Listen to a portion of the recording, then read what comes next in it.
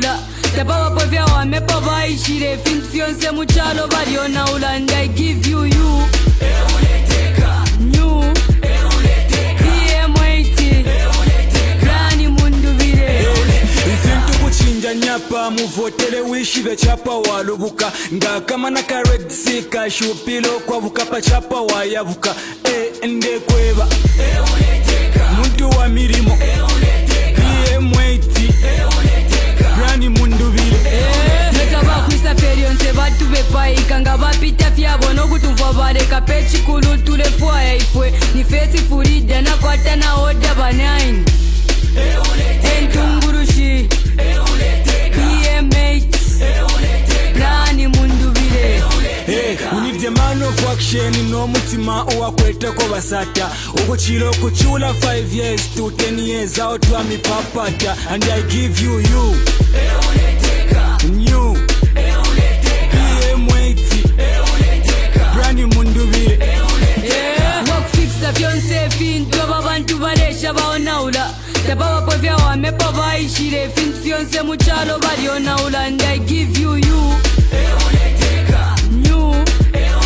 PM80 Brian Mundubile Uyu muntu wabombela abantu nontu kupoke fintu fya abantu Amajela boss bari fulwa ama minlos dibiri bati kulia kantu enalepa mona Akabombela po PM80 Brian Mundubile Amaritari si balemi mona Bashima famu balemi mona Bana kuluko kakeni chitenge Beniko na banenu hapo pa chitente Niloya na vision PM8 Brian Mundubile We need the man of action no mutima uwakwete ko basata Ukuchilo kuchula 5 years to 10 years out wa mipapata And I give you New PM80 Brian Mundubile Work fixa fionse fintu Ababantu balesha baonaula Tapa wapofya wamepa vaishire Fintu fionse muchalo vario naula And I give you New PM80 Brian Mine pano ndi mwana wa kwa lungu Ndi mwana wa kwa sata Nefyo aimini nepo Echo aimini nepo Echa kusumbula balanda manifesto twala konkanyapo nayo Wanzambia Ngatwa bechinto chomfulwa ine Muntu achusha abalanda Pantona nalichulapo Nefyo buchusu bumfika nalishiwa Echo limonimo Ndolesha fenati na ibwela mo Ifi ba HH na ba UPND Wale chusha abalanda Eko muntu engesa tila BM8 Ni compromise Ni project waba UPND ine Uyu achusha abantu ifi Uyu untombo kulwa nankwe from 2021 Umulando wa kuchusha abalanda Lelo Ba MP abamumwene Ba MCC abamumwene Na imwe ni wikeli hapa Kakwikata pate Nicho mwanisaka mwana machusha abalanda Tetimwe mumfu anepo na UPND yo Kantu UPND tasa kama na balanda Aboba leti Mkwai BM8 la bantu bakwe Ni project ya wa UPND Mkwai chabulanda Balwa ni babu ya ntanshabo Ine ndefo kubeba ko message imo Epo twarushira ma election ndefo muyumfuile Nangubushi kubumo Ishatala mwanana po na HH Noko ekala nishaishiba Nangubushi kubumo nangu ni phone call Na namba yako ishakwata Nangubushi kubumo kutuma muntu atikana ndilewo kuli president Ama business watu na wilaya fula Ngatu waliba kusta compromise ngakale tuwaya Nomba tuwalisaka na balanda Ubushi kufenga kumana na HH ni next year Idu akalashita hand over power Kwa ku independent state and Korea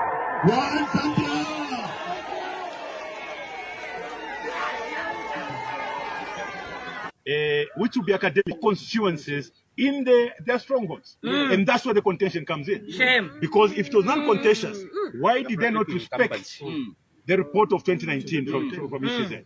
So when we say that this is highly contentious, had there been a consultative process, the people would have demanded to know exactly which constituencies were up for delimitation. So it will be folly for anyone, including our own MPs, to accept or agree on this process and later discover that they've been ignored. So we, as opposition members of parliament, we want to make it categorically clear. We will not be part of that flawed process.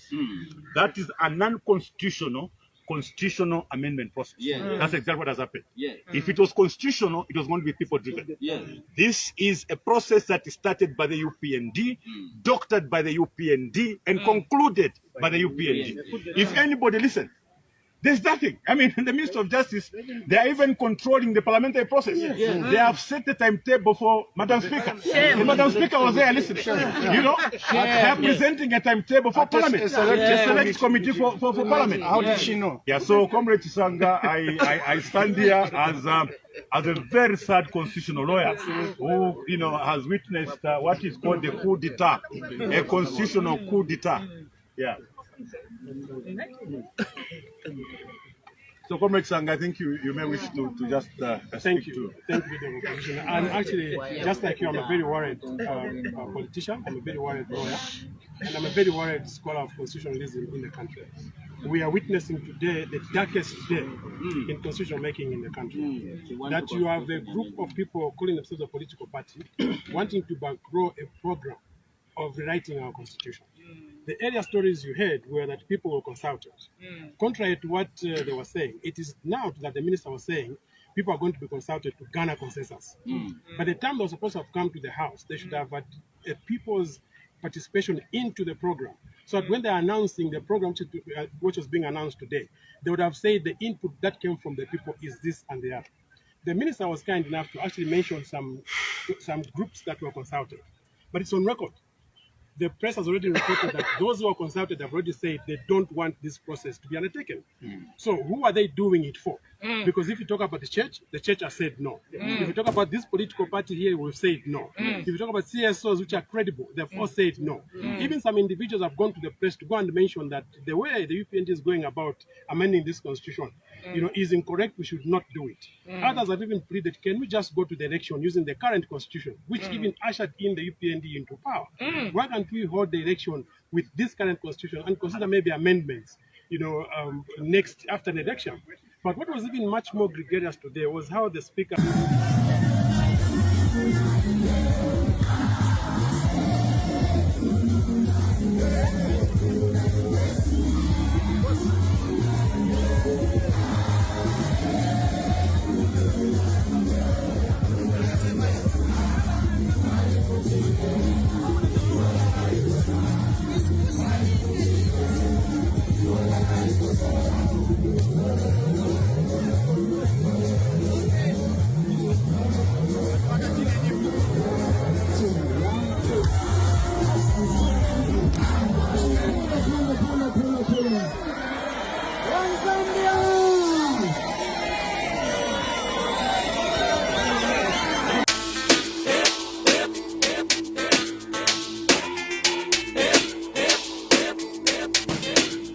Hey, we need a man of action, no mutima owakwetako basata okuchira okuchula 5 years to 10 years out wa mi papata, and I give you new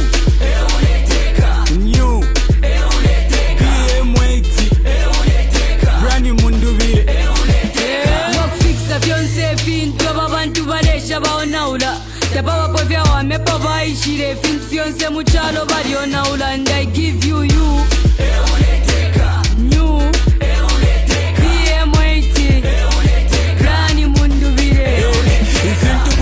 nyapa muvotele wishibe chapa walubuka nga kama na karedsi kashupilo kwa bukapa chapa wayabuka ende kweba muntu wa mirimo Brian Mundubile bakwisa ferionse batu bepaika nga bapita fyabo nokutumva bareka pechikulu tulefwaya ifwe ni fesi furida nakwata na oda banine entungurushi Brian Mundubile. Hey, we need a man of action, no mutima owakwetako basata okuchira okuchula 5 years to 10 years out wa mi papata, and I give you new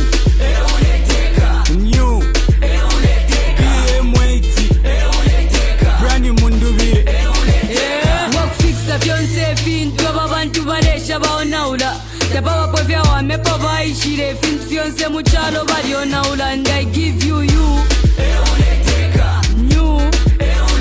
BM80 Brian Mundubile Uyu muntu abombela abantu nontu kupoke fintu fyabantu amajela boys bari fulwa ama minilos dibiri bati kulia kantu enalepa mona akabombela po BM80 Brian Mundubile amalitarisi balemi mona bashima famu balemi mona bana kuluko kakeni chitenge beniko na banenu apo pa chitente niloya na vision BM8 Brian Mundubile We need the man of action no mutima uwakweteko basata ukuchilo kuchula 5 years to 10 years out wa mipapata And I give you New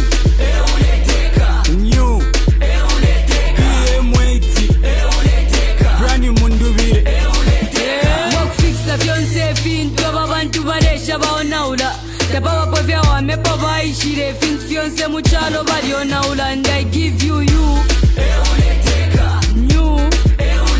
BM80 Brian Mundubile Edgar Chagwa lungu infrastructure aliuma Parliament sanitire bwela na judicial system ala fi kontolola mutwe na mano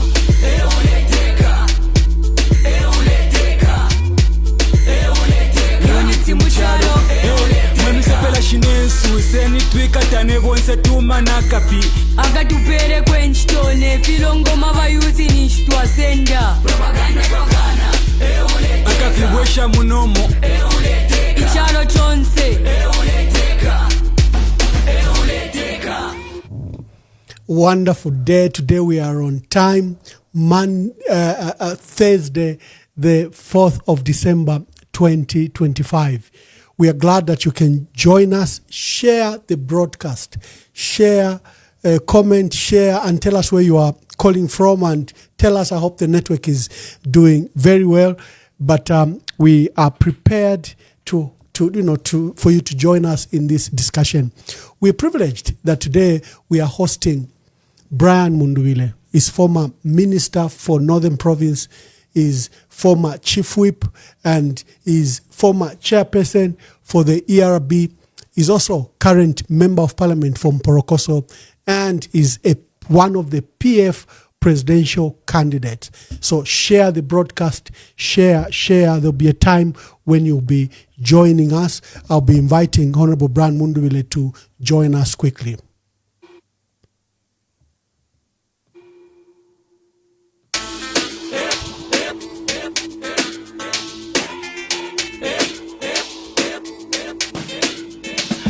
We need the man of action no mutima uwakweteko basata ukuchilo kuchula 5 years to 10 years out wa mipapata And I give you New BM80 Brian Mundubile wakufikisa fyonse fintu ababantu balesha baonaula Tapa wapofya wamepa vaishire fintu fyonse muchalo balionaula And I give you New BM80 Brian Mundubile ifintu kuchinja nyapa muvotele wishive chapa walubuka ngakama na ka red sea kashupilo kwa bukapa chapa wayabuka ndekweba muntu wa mirimo BM80 Brian Mundubile meza bakwisa ferionse batu bepaika nga bapita fyabo nokutuvwa baleka pechikulu tulefwaya ifwe ni fesi furida nakwata na oda banaini entungurushi BM8 Brian Mundubile We need the man of action no mutima uwakweteko basata ukuchilo kuchula 5 years to 10 years out wa mipapata And I give you New BM80 Brian Mundubile wakufikisa fyonse fintu ababantu balesha baonaula Tapa wapofya wamepa vaishire fintu fyonse muchalo balionaula And I give you New BM80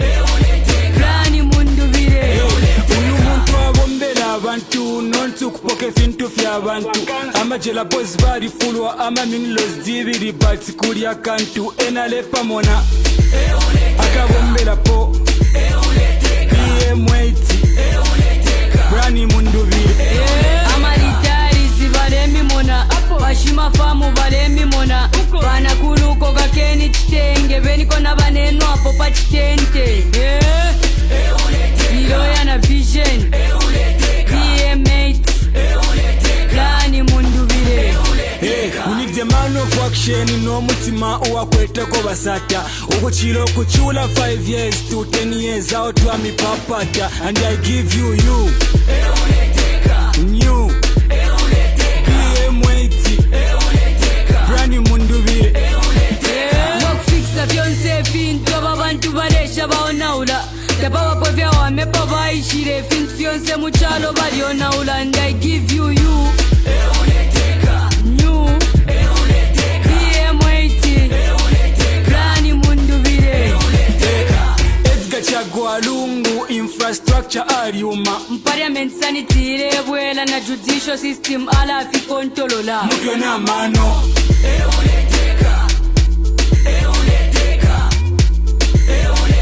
unity mukyalo mwemisepela shinensi. Thank you very much. Today we are hosting Honorable Brian Mundubile. Is former Energy Regulation Board chairperson, is former Minister of Northern Province, is former Chief Whip.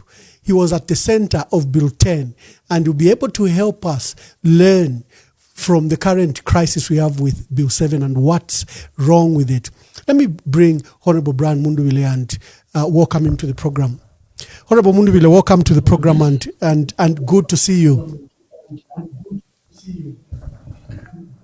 Thank you. Thank you very much, Ambassador. It's also good to see you. Thank you very much.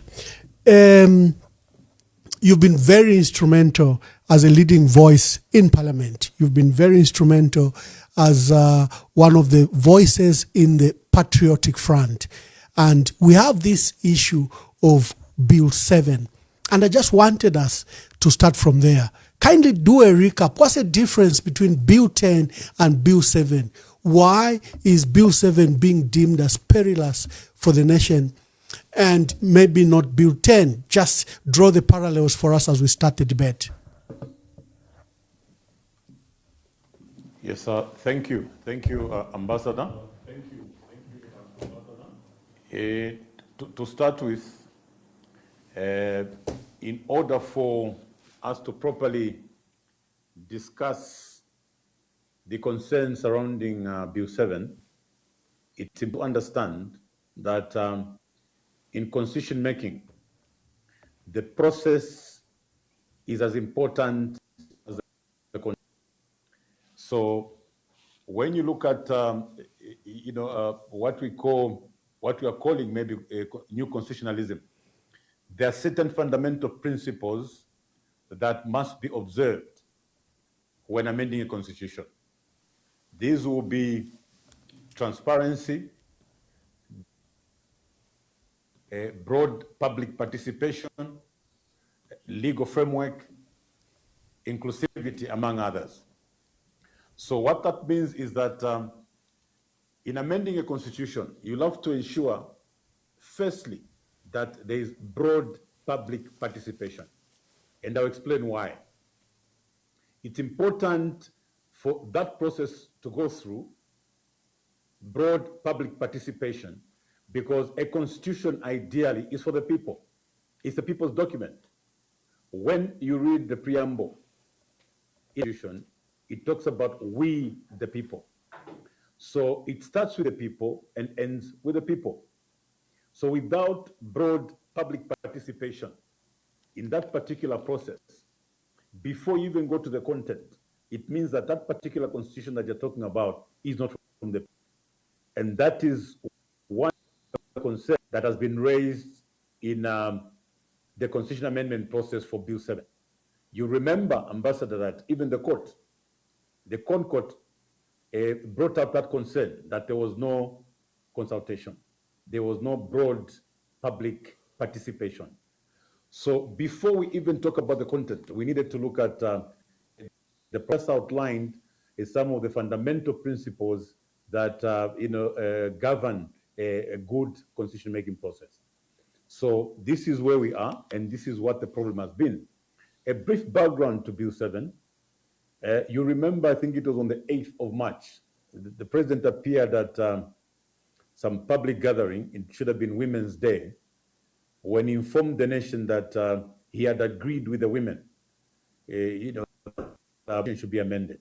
He again went to Mongu and referred to the youths that he had agreed with the youths to amend the constitution.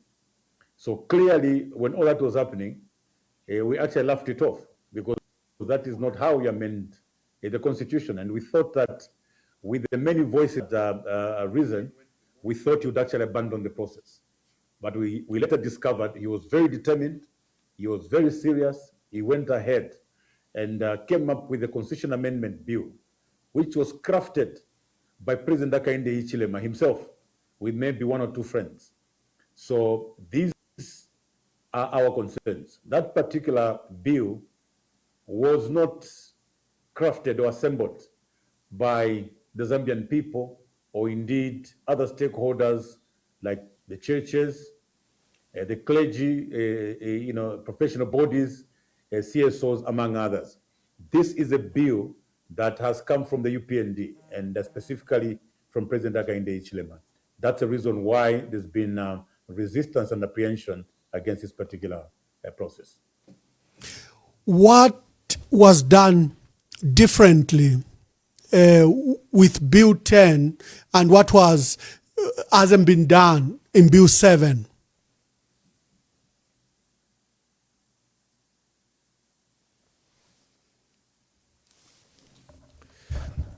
Yeah, thank you, Brian. Thank you, Honorable Mundubile.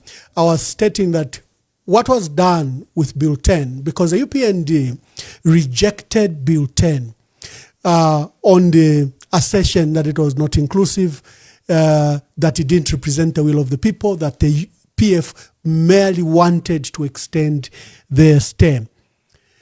What's different with Bill 7? I know you've explained on the consultative process. What was done, for example, to what length did the previous government go to ensure that the process had a legal foundation and was consultative? Even if it failed in Parliament, you could see that there were efforts done. Yes, thank you, Ambassador. I'll take you back to 2016. After the disputed 2016 results, there was tension in the country. There was seemingly a standoff between the major opposition political party, being UPND, and the PF. President Edgar Chagwa Lungu called for dialogue. He asked the Zambian people to sit down and dialogue, try and reduce that tension. So many stakeholders that included CSOs, churches, professional bodies, gathered at Mulungushi Conference Center. They held what was called a National Democratic Stakeholders Conference, a stakeholder summit. Out of that summit, it was agreed by the stakeholders. They identified two key stakeholders that seemed to have been at the center of that tension.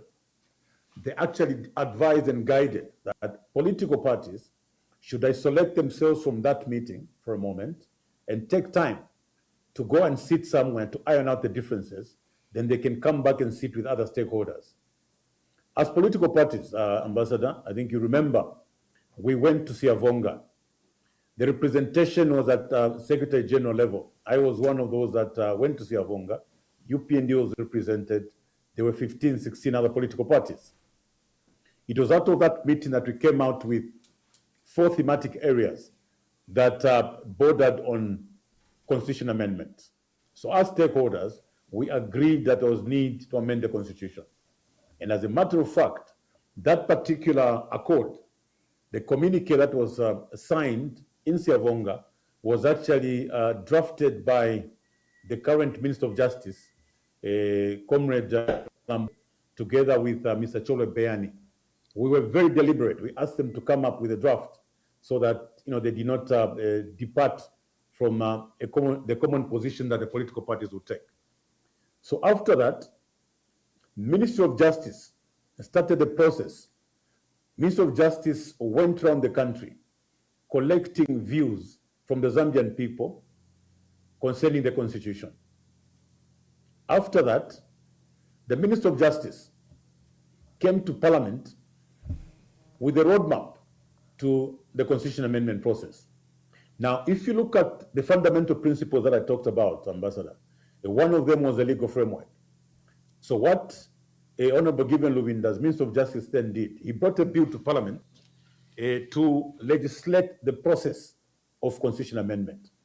By that time, the key stakeholders, being the NDSS, National Democratic Stakeholder Summit, political parties, and other citizens generally, through Ministry of Justice, had agreed to amend the Constitution. I think that was the starting point.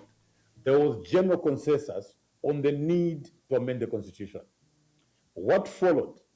Government's role was to facilitate the process of amending the Constitution. So the people that proposed to amend the Constitution were as outlined. I mean, the stakeholders at NDSS, the political parties in Siavonga, and the citizens generally. So once that process commenced, the role of government was just to facilitate the process. So Comrade Given Lubinda in Parliament with a bill to legislate the process of amending that constitution. So it was out of that process that came the National Dialogue Act. And the National Dialogue Act was a governing law to the National Dialogue Forum. So to be able to build trust among the stakeholders, the process leading up to Constitution Amendment Bill number 10 was actually backed by law. The National Dialogue Forum, a forum which actually came up with the bill, was also governed by law. So if you ask me, Ambassador, the difference is that Bill 10 came from the people. If you remember, when the actual bill was being drafted, the process was broadcast live before national television. We went clause by clause on national television, meaning that if we went to a particular clause that required amendment, the people in Imporokoso could actually send me a text and say, by MP, our position on that particular clause is ABCD. So it was one, transparent. The process was very transparent. It was backed, the roadmap was backed by law. There was broad-based public participation, and the process was accountable. So there's a difference between the process through which Bill 10 was implemented and indeed that of Bill 7. Yeah. Today, Honorable Brian Mundubile, you must have seen a statement from State House insisting that Bill 7 is so flawless, and they've challenged both you, the stakeholders, and citizens to point out which clauses among the 13 they're proposing is harmful or is bad for our country. And essentially, they are challenging that the constitution-making process is clean and people are being malicious. And I think this statement arises from the mindset of the president, who accused all the stakeholders last week that you merely do not like him. You hate him because of where he comes from and where he was born. Unfortunate remarks condemned by all. But if you see today's statements, they're literally saying the process is flawed and therefore the opposition is just being malicious. What do you say to that? Why are there so much concerns around Bill 7? I think we need to get to that emphasis.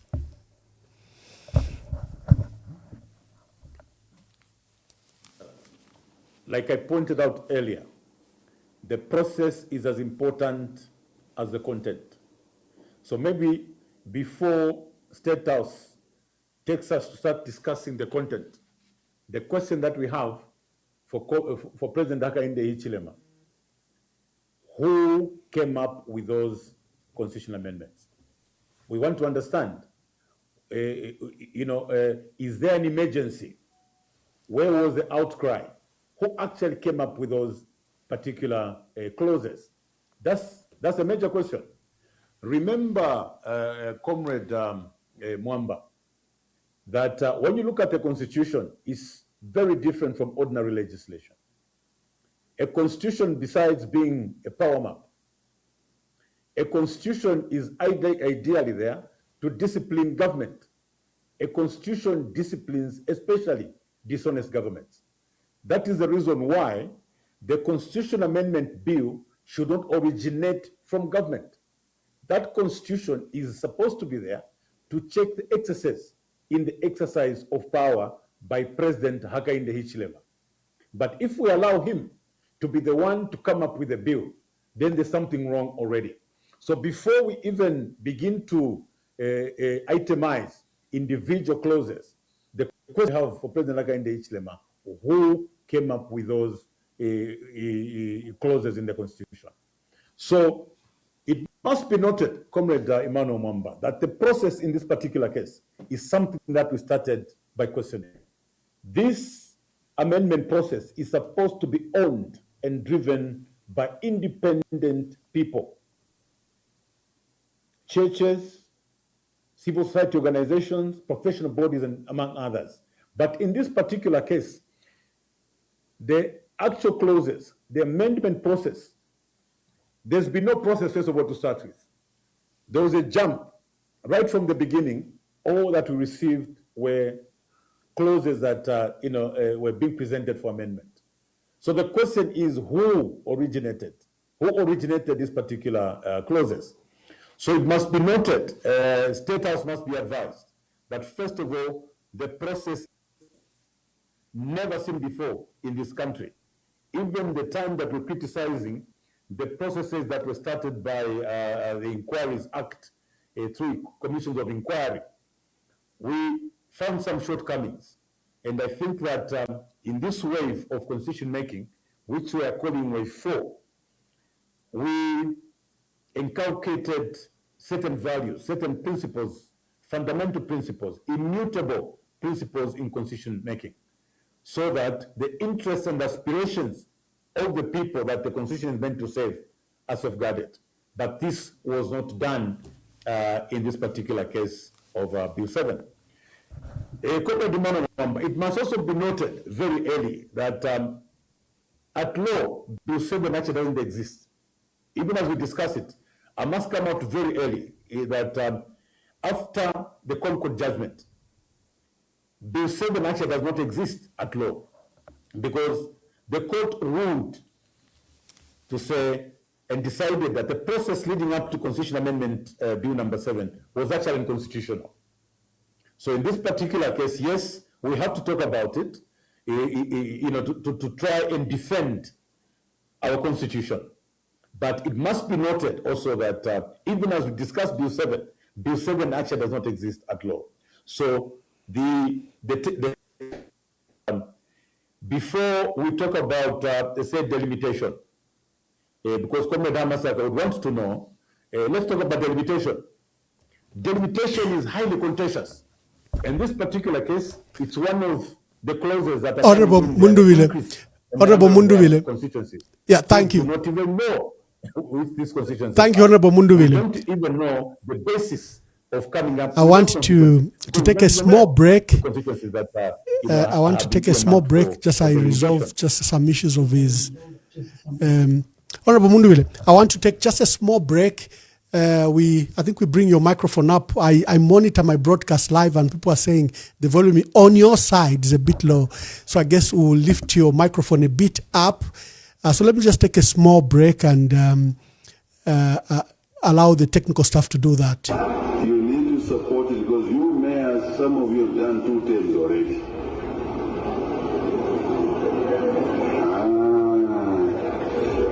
If we don't amend that constitution, you will be removed even though you are a good mayor or a good council chairperson.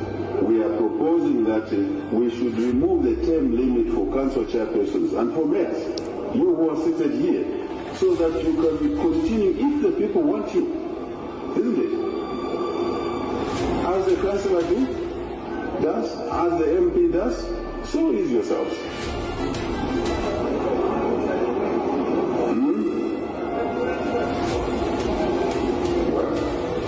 can't hear you, but you heard me.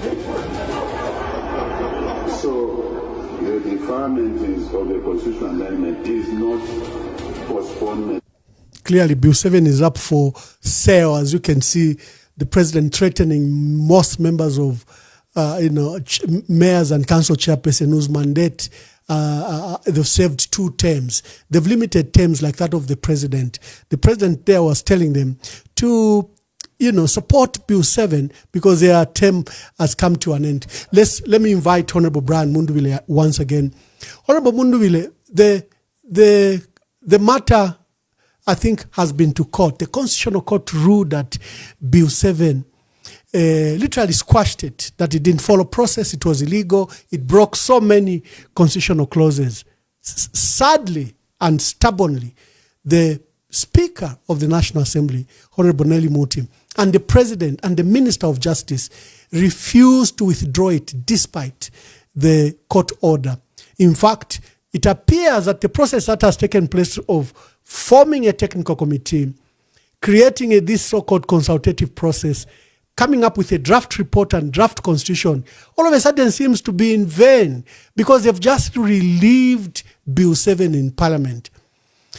Just speak to this issue of illegality, because I heard you say, in fact, Bill 7 is dead. You made it very clear. Just elaborate on that.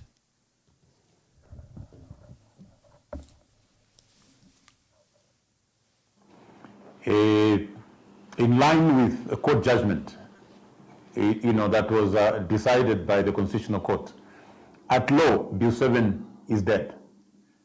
Bill 7 does not exist. So when the Speaker of the National Assembly made a ruling that the sponsor of Bill 7 could actually represent it on the floor of the House, that seemed to have been a contradiction to the path that the President had taken.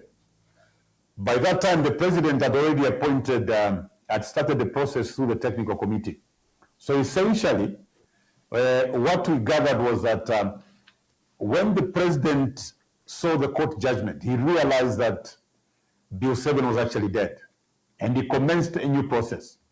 What was expected out of the technical committee was that after their consultations, they were to produce, they were supposed to come up with a new bill, which bill was supposed to go through the normal process of being gazetted for 30 days before being presented to Parliament.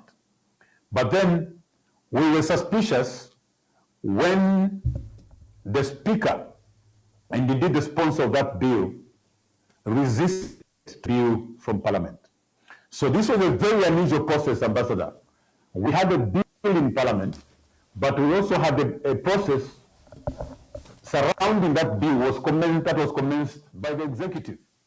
So this particular process was being dealt with by the 2 arms of government.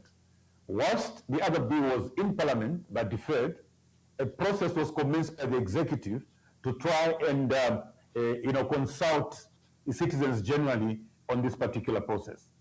So the position the Speaker took contradicted the position the President took. The President in that case seemed to have realized that the earlier process was flawed and decided to start a new process by putting up this technical committee that will now go around to gather views and indeed contribute to this particular process. Whilst on the other hand, the Speaker was insisting that that particular bill was alive. Yeah, so we have now come to realize that the same bill, the dead Bill 7, is the one that has been brought back to life through a very unusual process. We did not expect that bill to come back to the floor of the House in the same state as it was when it was declared to be unconstitutional.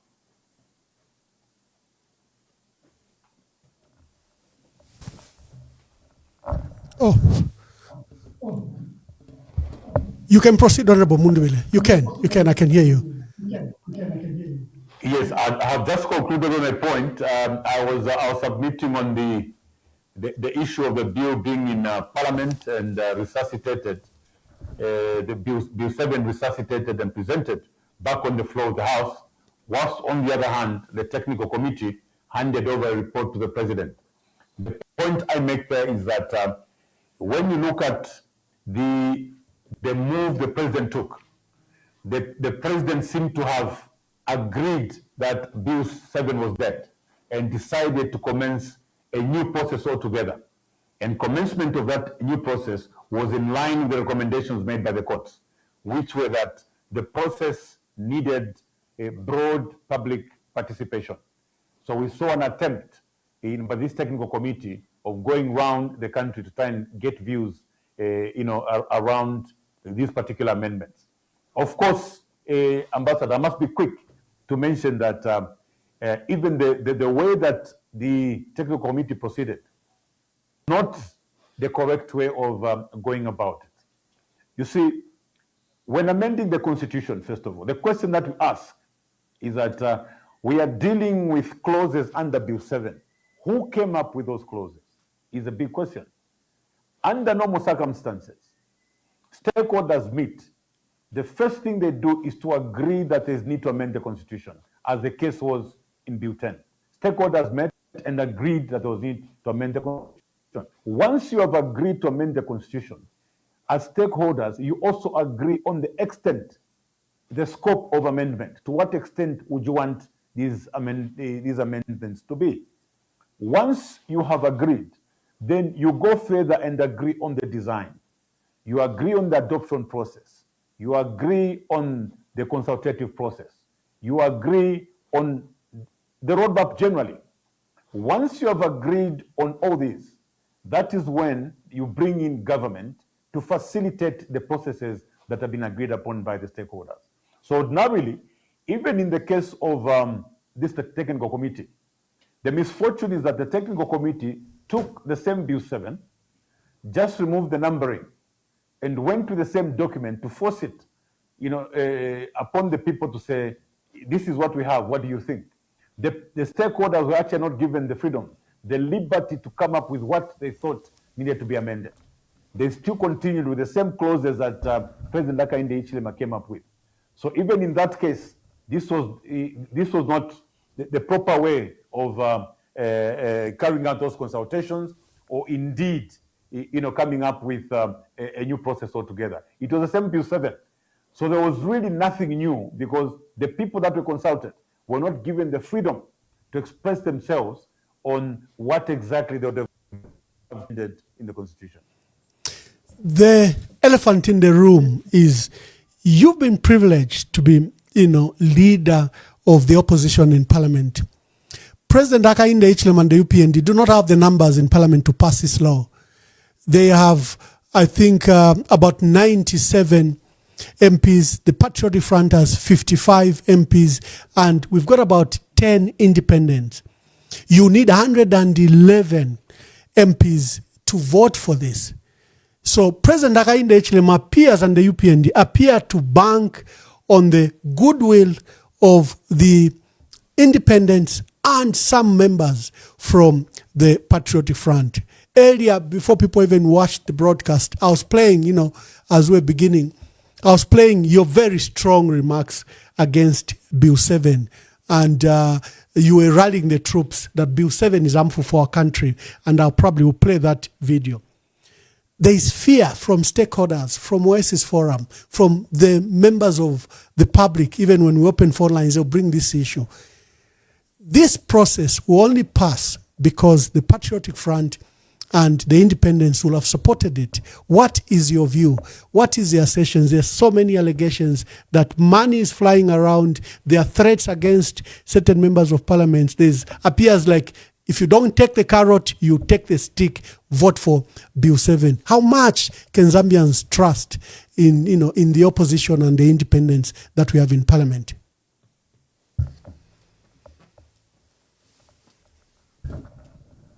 Thank you, Ambassador.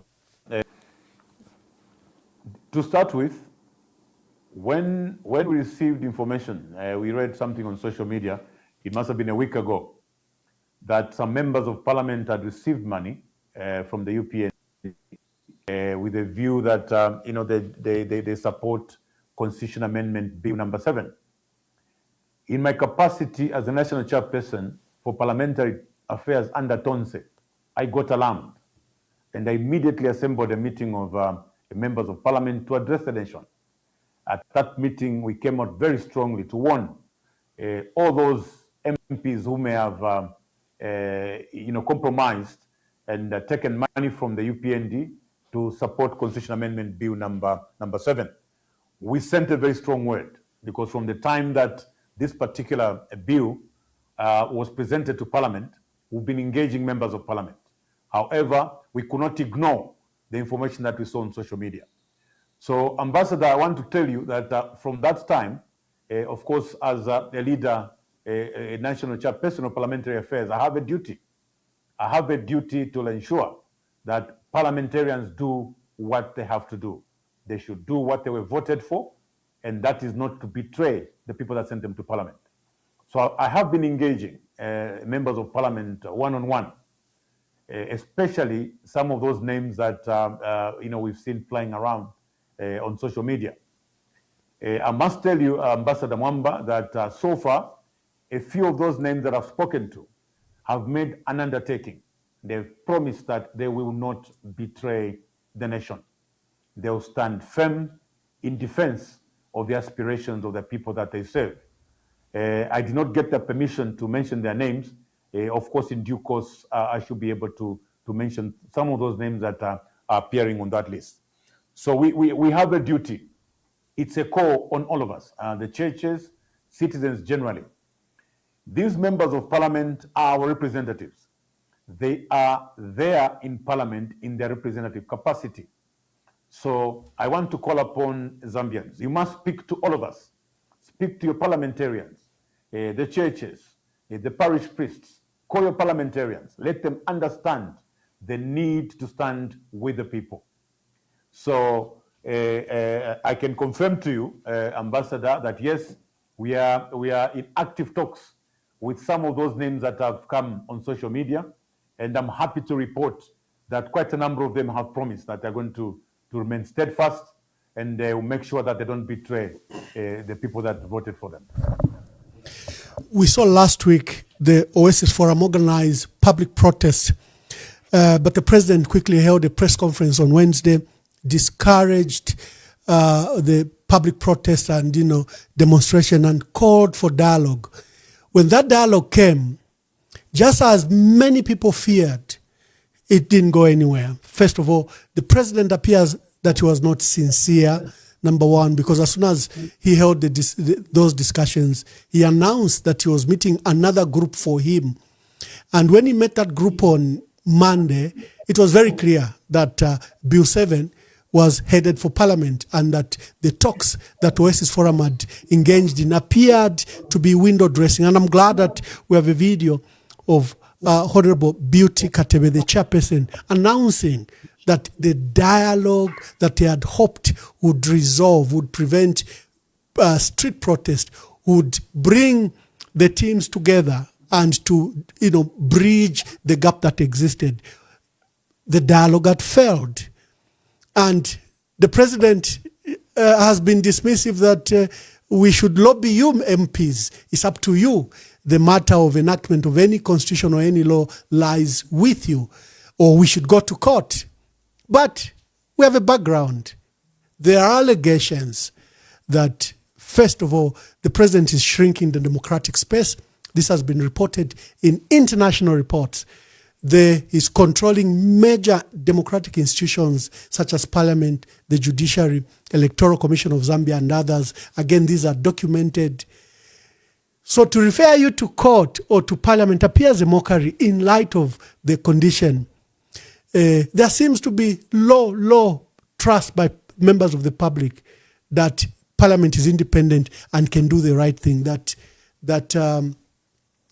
the judiciary can do the right thing, as we saw the dismissal of that matter by a member of the judge who themselves have previously been accused of being close to the president. Oasis Forum has called for action from citizens and from stakeholders like you. Are you in any way engaging with institutions like Oasis Forum? Are you ready, other than your work in Parliament, to go to the street? or to bring pressure to bear. Are there any thoughts around that particular matter? Yes, Ambassador Mwamba, I want to confirm that we are going to use any constitutional means available to register our protests against Constitution Amendment Bill number 7. As a matter of fact, even that day when we gathered at the Cathedral for prayers, we were among the many Zambians that gathered there. And before that, as parliamentarians, we actually signed a social contract, the Oasis Forum. We have a partnership now in the fight against Bill 7. So there are quite a number of MPs that have signed.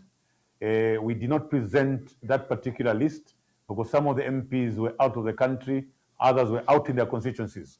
We didn't want to present a picture that would appear that some of them resisted to sign when they were just absent in the actual sense. Yeah, so we are in that partnership. We are continuing to engage. And like I said, any legal possible to protest against Bill 7 will stand with the Oasis Forum. So let me be quick to also comment on the president's remarks, where he says, go to court, engage parliamentarians. Ambassador Mamba, we have what we call unconstitutional constitutional amendments. So a constitution can actually be amended unconstitutionally. So it would be legally, it may be legally amended, but it will lack legitimacy. So what is important about a constitution? It should, first of all, be legitimate, it should be democratic, and also be durable. So it can only be legitimate, durable, and democratic if it's a constitution that is passed with a broad public participation. So what President Hakainde Hichilema is banking on, he banks bulldozing the numbers in Parliament so that as long as they meet the 111 threshold, the rest does not matter. Mr. President, it doesn't happen that way. A constitution must be legitimate. For a constitution to be durable, it must be legitimate. It must be democratic. People should freely participate because that constitution belongs to the people of Zambia. It must be one that takes into account the aspirations and interests of the people. So it's not enough for your government, Mr. President, to intimidate a few individuals, entice individuals with some cash incentives to get to 111 and believe that you've passed a constitution. A constitution that's not legitimate would definitely be disastrous to this country. So, as opposed to referring to the courts and parliament, a modern constitution should be a product of a negotiated settlement. It should be a product of dialogue. It should be a product of consultation. Because when you look at the constitution, really, why should it be so hard that the president is now saying, go to court? All we are saying, Mr. President, that document, that constitution does not belong to you. It belongs to the Zambian people. If it belongs to the Zambian people, and you look around and look at the many stakeholders that have spoken against Bill 7, these are professional bodies, the churches, parliamentarians, citizens, right across the country. The levels of resistance should by now have persuaded you, Mr. President. You should have stood down to re-look at the position of Bill 7. In any case, the question that we ask, why are we in such a hurry? Why are we in such indecent haste to try and pass this particular constitution? There is no emergency as far as I'm concerned. There is no public outcry. The Constitution Amendment Bill number 2 of 2016 is the same constitution that was used when UPND came into power. So I do not think there's anything so urgent. If there was anything that urgent, then we should have seen that urgency during the time we attempted to amend the constitution using Bill 10. So the arguments the president used when fighting against Bill 10, when you watch the videos, then one wonders what has changed. When we talked about amending at 50, the president came out very strongly, against that. and many other proposed amendments. So if I told there was something very urgent at the time, the president would have brought it out. So the advice or the statement by the president that one should go to court or indeed go and persuade members of parliament should not stand in modern constitutionalism. In modern constitutional order, you endeavor to persuade each other. You negotiate, you sit down and dialogue so that ultimately, given an environment, a conducive environment, and also give it enough time. So you start by ticking non-contentious clauses. There's been this argument, Ambassador, where somebody comes up and said the clauses we're bringing up are non-contentious. Every clause in the Constitution is contentious, including a comma. That's why it's in the Constitution. The aspect of a non-contentious item would only come after stakeholder consultations. So what would have expected, had President Hakainde Hichilema left this process for now, so that it's commenced at a later date, you can actually arrive at some consensus out of negotiations. That is the reason why a constitution amendment process is given enough time so that people are able to negotiate and agree on what should go in the constitution. So the mechanical approach that is being taken by the EPND government and the president is because of rushing this particular process, wanting to amend the constitution within 90 days. It's very, very unfortunate indeed. Yeah. Before I transition to the issues affecting our country and the role of the current state of the Patriotic Front, the president made those unfortunate remarks, tribal remarks, that is just you people, we people, just do not like him because of where he was born. If he was excluded, he says all constitutional amendments in the past have been done in the election year. Why are we opposing him? We are just, prejudiced against him because of where he was born. Let me look for that video and probably play it, and I invite your remarks to it because his remarks went to the foundation of our country. We were aggrieved as UPND, and I told my members, no one goes in the streets. Let's vote in parliament. We voted and lost in parliament. I never allowed our members to go in the streets. UPND, this man they don't like, for whatever reason. Right? This level of hatred is shocking. Right? You can see that there's venom here. You can even touch it. There's venom here. We go to amend the constitution using the same law, using the same constitution, which was applied, clauses which were used before. It says, no, we don't want. The timing is wrong. But what about those other timings when it was amended?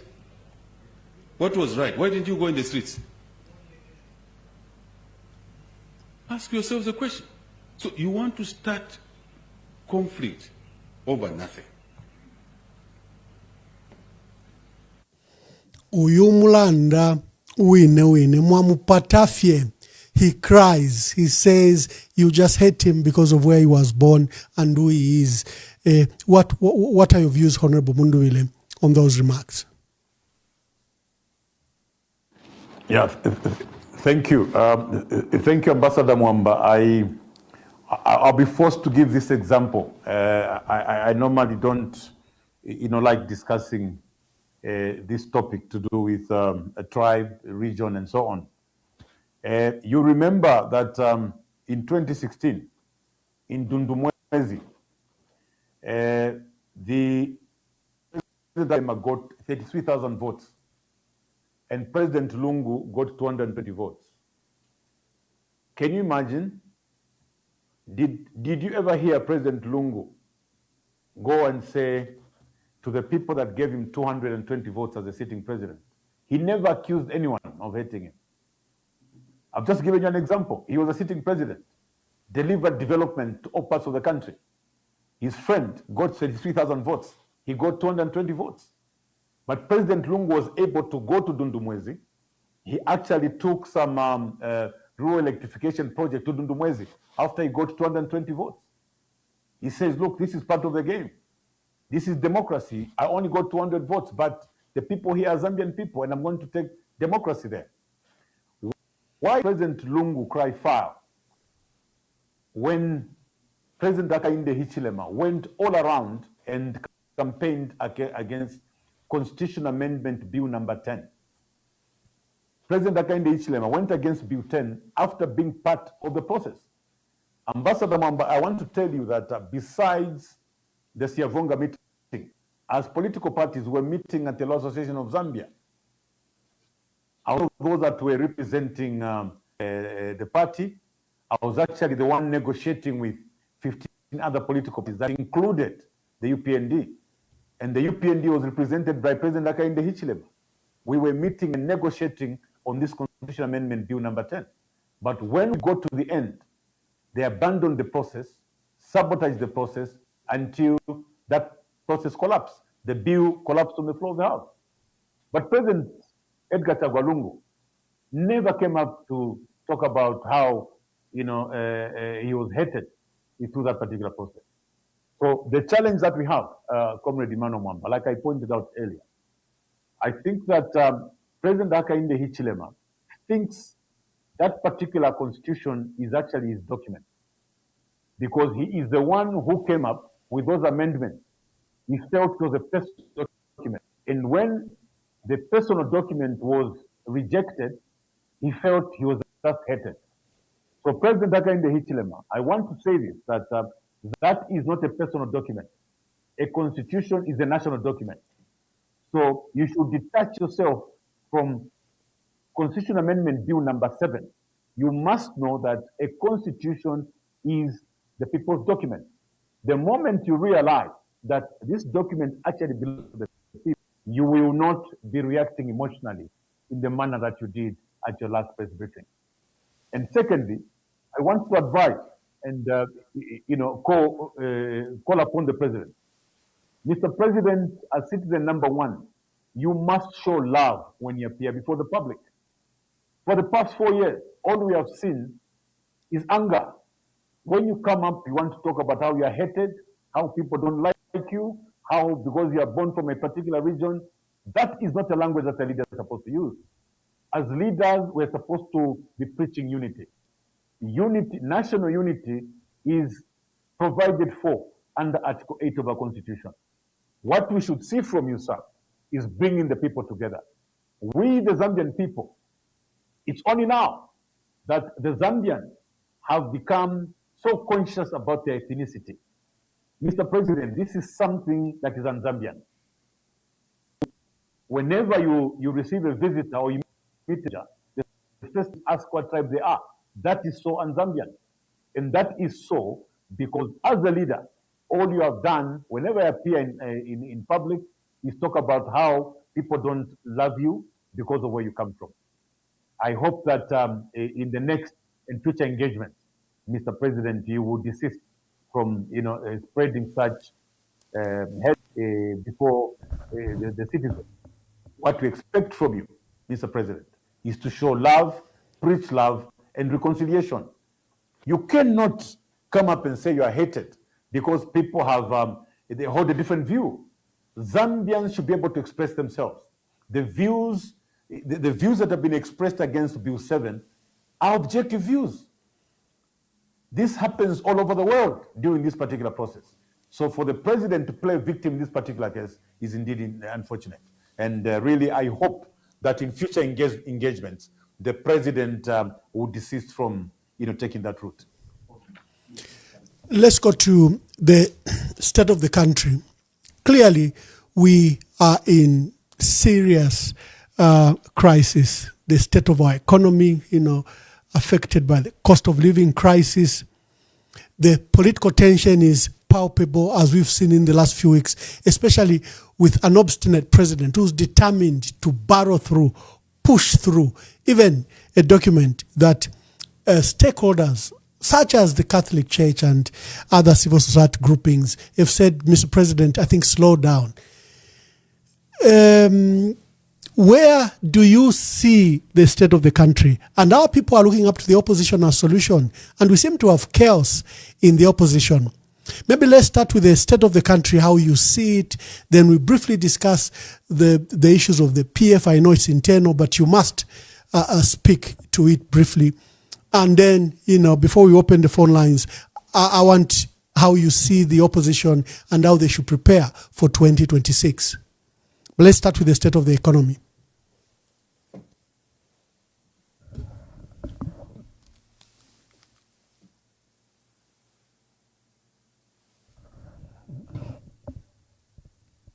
Hello, please do volume for Honorable Mundubile. Yeah, thank you. I think most people are receiving only up to 3 hours a day, and other people are going for days without power. So clearly, you find that small businesses have collapsed. Small companies, medium-sized companies are all closing because of this load shedding and power challenges. So there's high cost of living. You look at the food prices, they're skyrocketing. Levels of unemployment are rising every day. And we don't see any practical efforts being made by government to try and resolve these challenges that the Zambian people are facing today. So clearly, the state of the economy, we don't see any benefit. The Minister of Mines and the President, are all over, boasting about the levels of investment that has come up in the mining sector. But the net benefit from these investments is something that we haven't seen. I think Emmanuel, remember, we've been discussing this. We've been talking about the incentives that government has been giving to these mining houses. In the first year, hardly a month after the APND took over power, they gave these incentives to the mining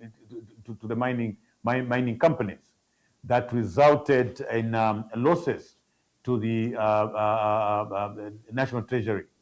I remember that it should have been maybe 6, 7, 8 billion kwacha that resulted as a result of the incentives that were given on mineral royalty taxes, where it was reduced from 6% to 3%, deductible. So these measures by the Minister of Finance in the first year of being in power were supposed to be in exchange for ramping up production in the mining sector of up to 3 million tons by 2031. Now, this is 4 years later. Our position at the time as members of parliament was that he needed to graduate these incentives so that with certain key performance indicators coming from the mines, they would then qualify for certain incentives instead of giving up these incentives right from the beginning. But of course, the minister argued and believed that they would improve production along the way. So let's be very simplistic. This is 4 years down the line. It's almost 5 years. We haven't yet hit 1 million tons. When the EPND came into power, I think we were still around 800,000 metric tons. So in all these incentives, we haven't seen much improvement in the product offer. But there's a question that begs, if you look at the losses that have resulted from these incentives that have been given, what if these mines fail to live up to their promises? What happens? These incentives would have already been enjoyed. So we believe that some of the challenges we are facing today would not be there if we were properly benefiting from our mineral resources. So two, we look at agriculture, Comrade Mwamba. Our farmers who sold maize to FRA have not yet been paid. These are farmers who were not necessarily beneficiaries from the Farmer Input Support Program. Some of them actually just bought their own fertilizers. And you remember, Comrade Mwamba, that President Hakainde Hichilema is on record of having promised to reduce the prices of fertilizer up to 250. Fertilizer is still over 1,000 kwacha.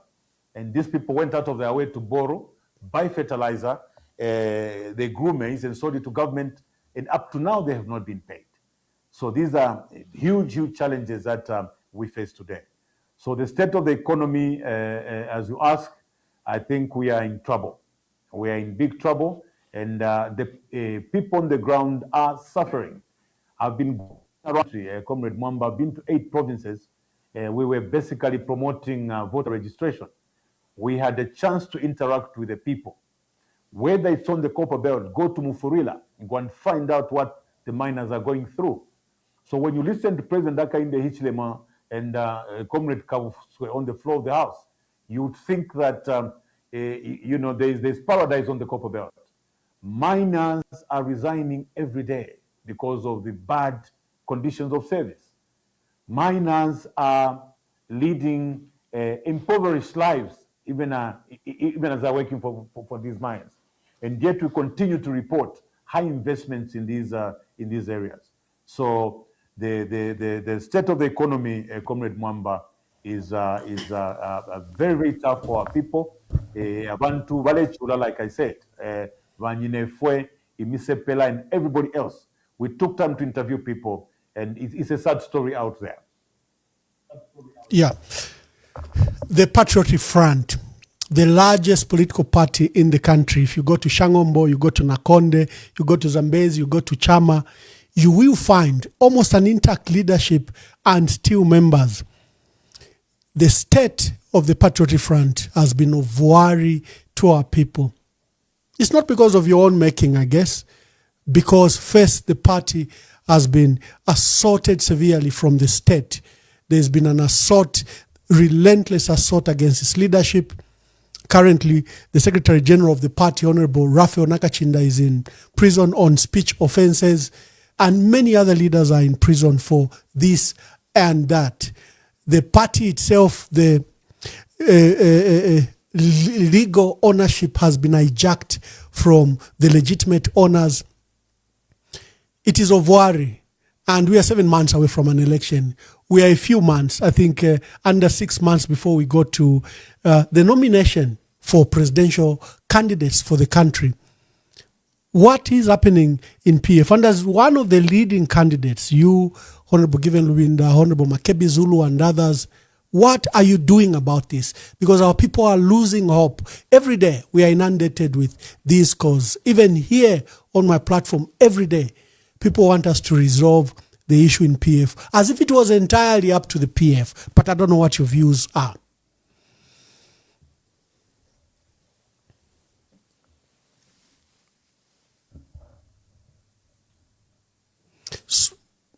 Please do the volume for Honorable Mundubile. And our belief was that I think some of these differences that we've been seeing would have come to an end had we gone to a convention. Because what the PF needs a leader. A leader must emerge and begin to take charge of the affairs of the party. I want to tell you, Comrade Mwamba, that as a result of this delayed process to choose a leader, a number of things already tell you that as the largest of political parties, we must take responsibility and also apologize. The churches have done a fantastic job on the fight against Bill 7. Ordinarily, what should have been seen as the largest opposition political party, we should have taken the front row, taken leadership to try and fight this. And I believe maybe the results would have been different. Now, because of this delayed convention, the delay to choose a leader, we've not been able to exercise some of these options. And you agree with me that even within the opposition, many other political parties have been waiting upon us to provide leadership in some of these activities, including the fight against Bill 7. So we all must take responsibility.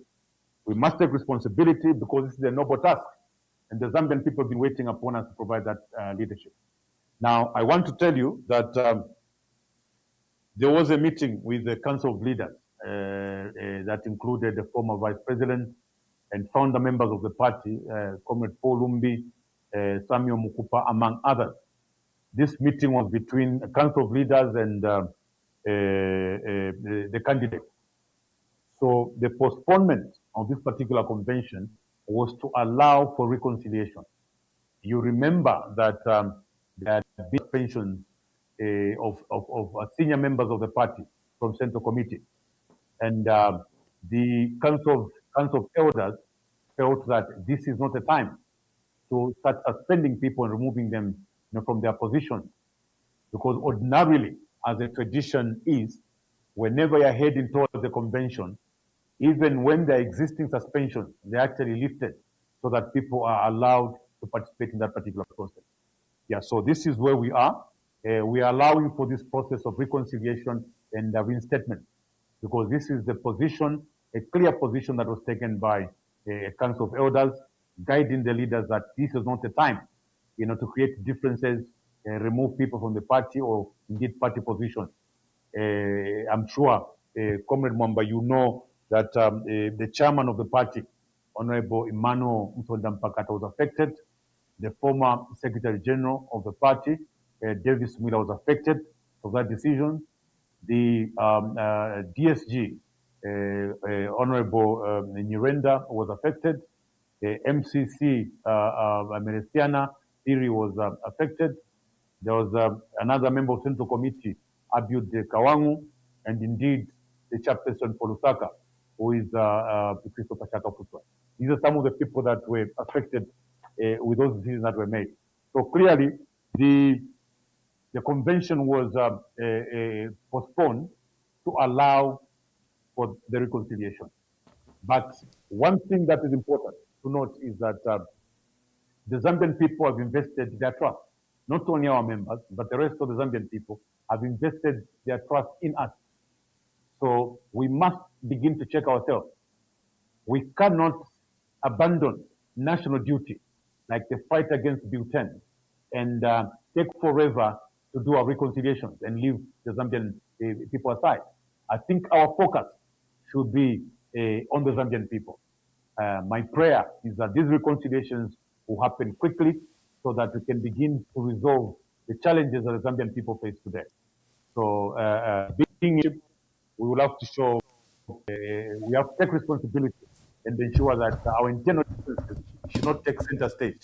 We should instead look at the suffering of the Zambian people. Like you asked earlier, we are looking at the state of the economy.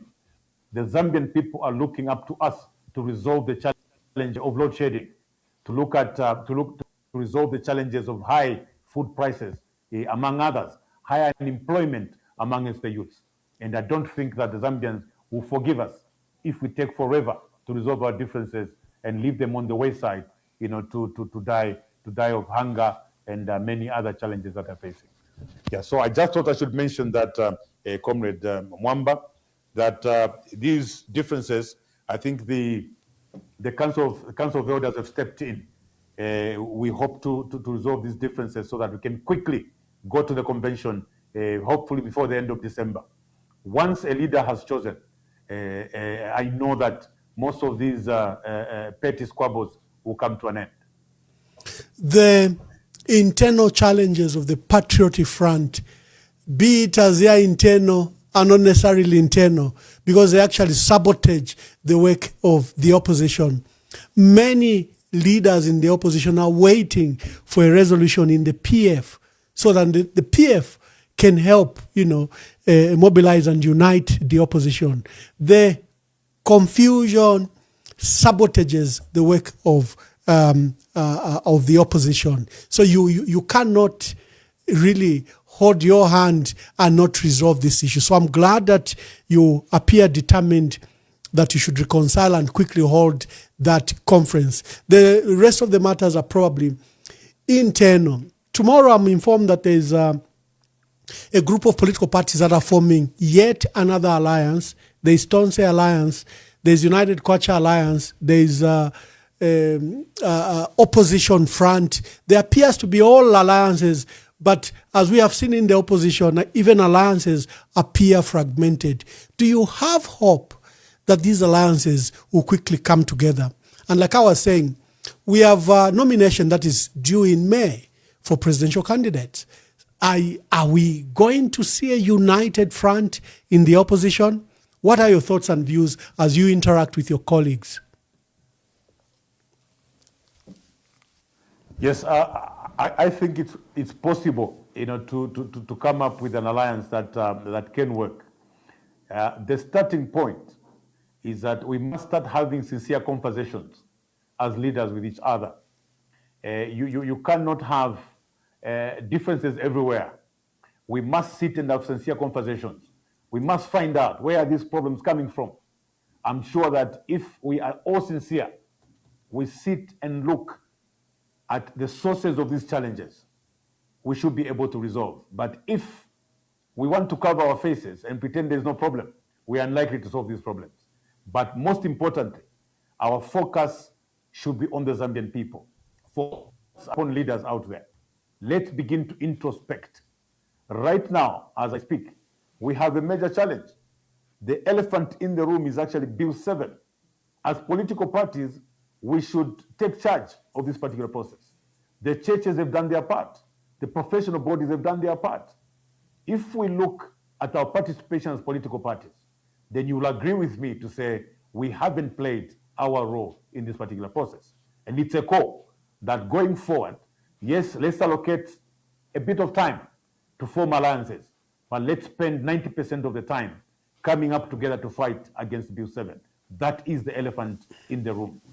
The differences that we may have amongst ourselves should not occupy our time.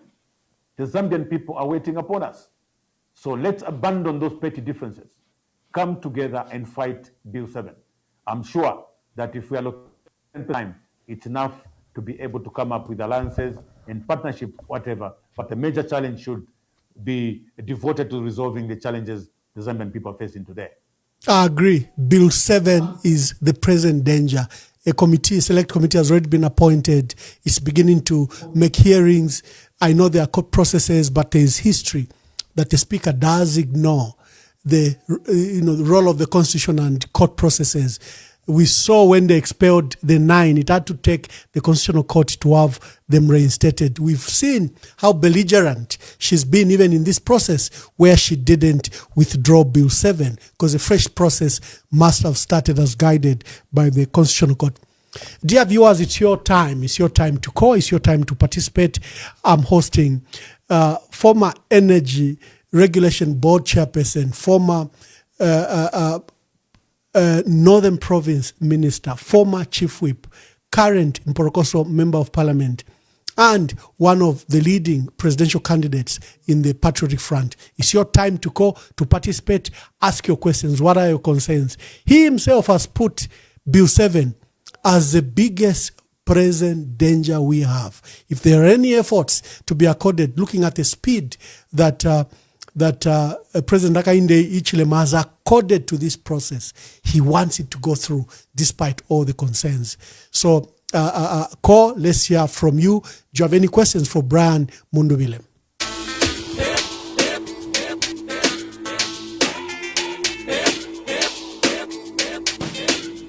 Hey, we need a man of action, no mutima owakweta ko basata okuchilo kuchula 5 years to 10 years out wa mi papata, and I give you new Brian Mundubile wakufikisa vyonse fintu ababantu balesha baonaula tabawa kwevya wamepa baishire fintu vyonse muchalo balionaula, and I give you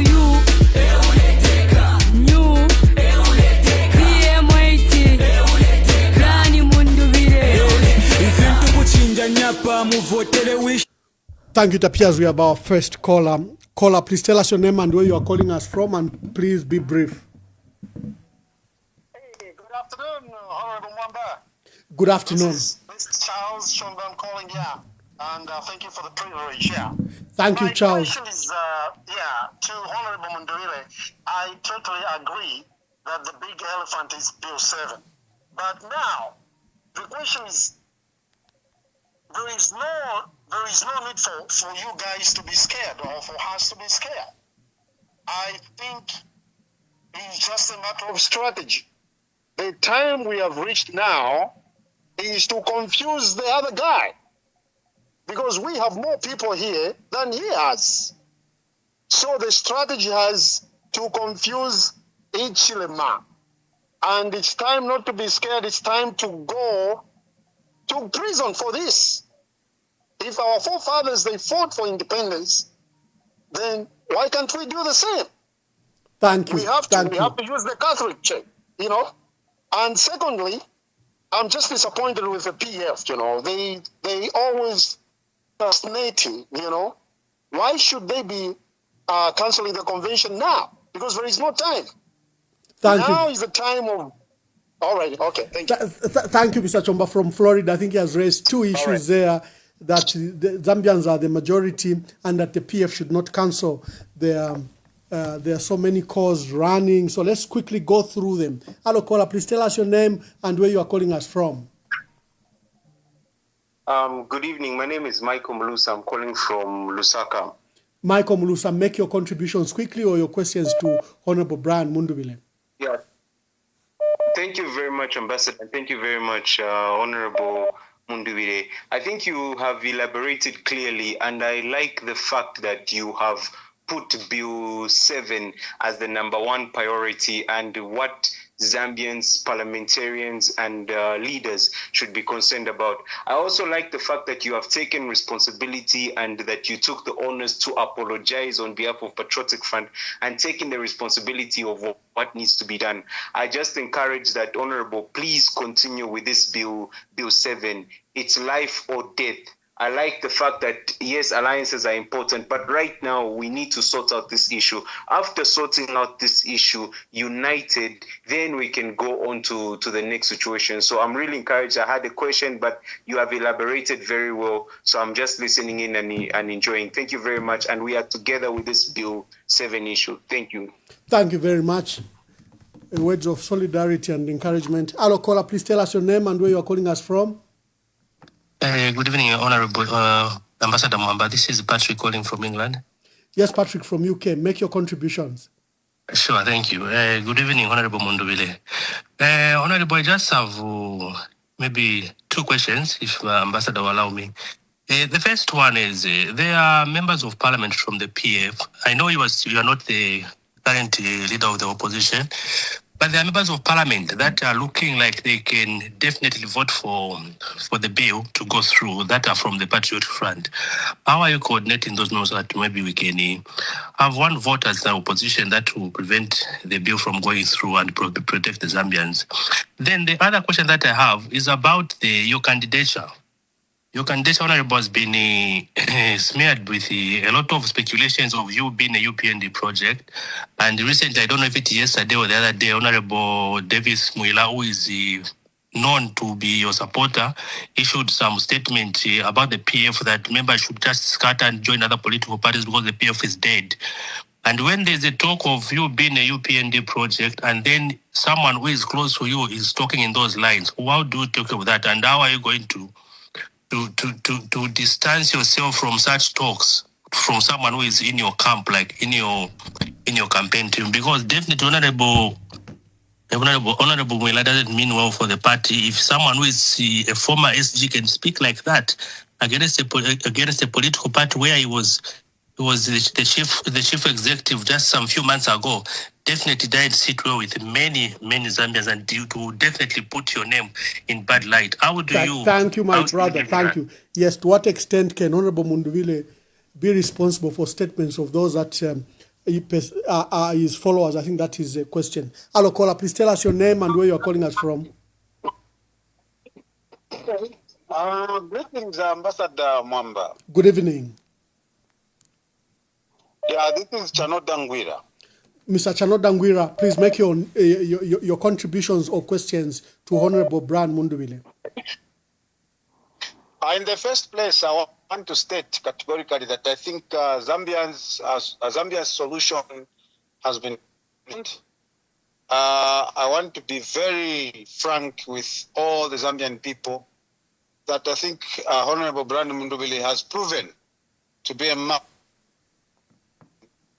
of the moment to, get us out of the many problems that Mr. Hakainde Hichilema has brought us into. This is simple. The articulation, the knowledge of the Constitution, and also the knowledge of governance, I think, has proven to us that I think this is, the plan B that probably has been, overemphasized regards the Patriotic Front and Zambia at large. The other thing that I want to talk about is that, look, Brian Mundubile has categorically stated, just like the Oasis Forum, to say, look, it's not about the content of the bill. It's about following, it's about allowing dialogue. And I think what the UPND has missed and what all these other stakeholders have missed is the issue of dialogue.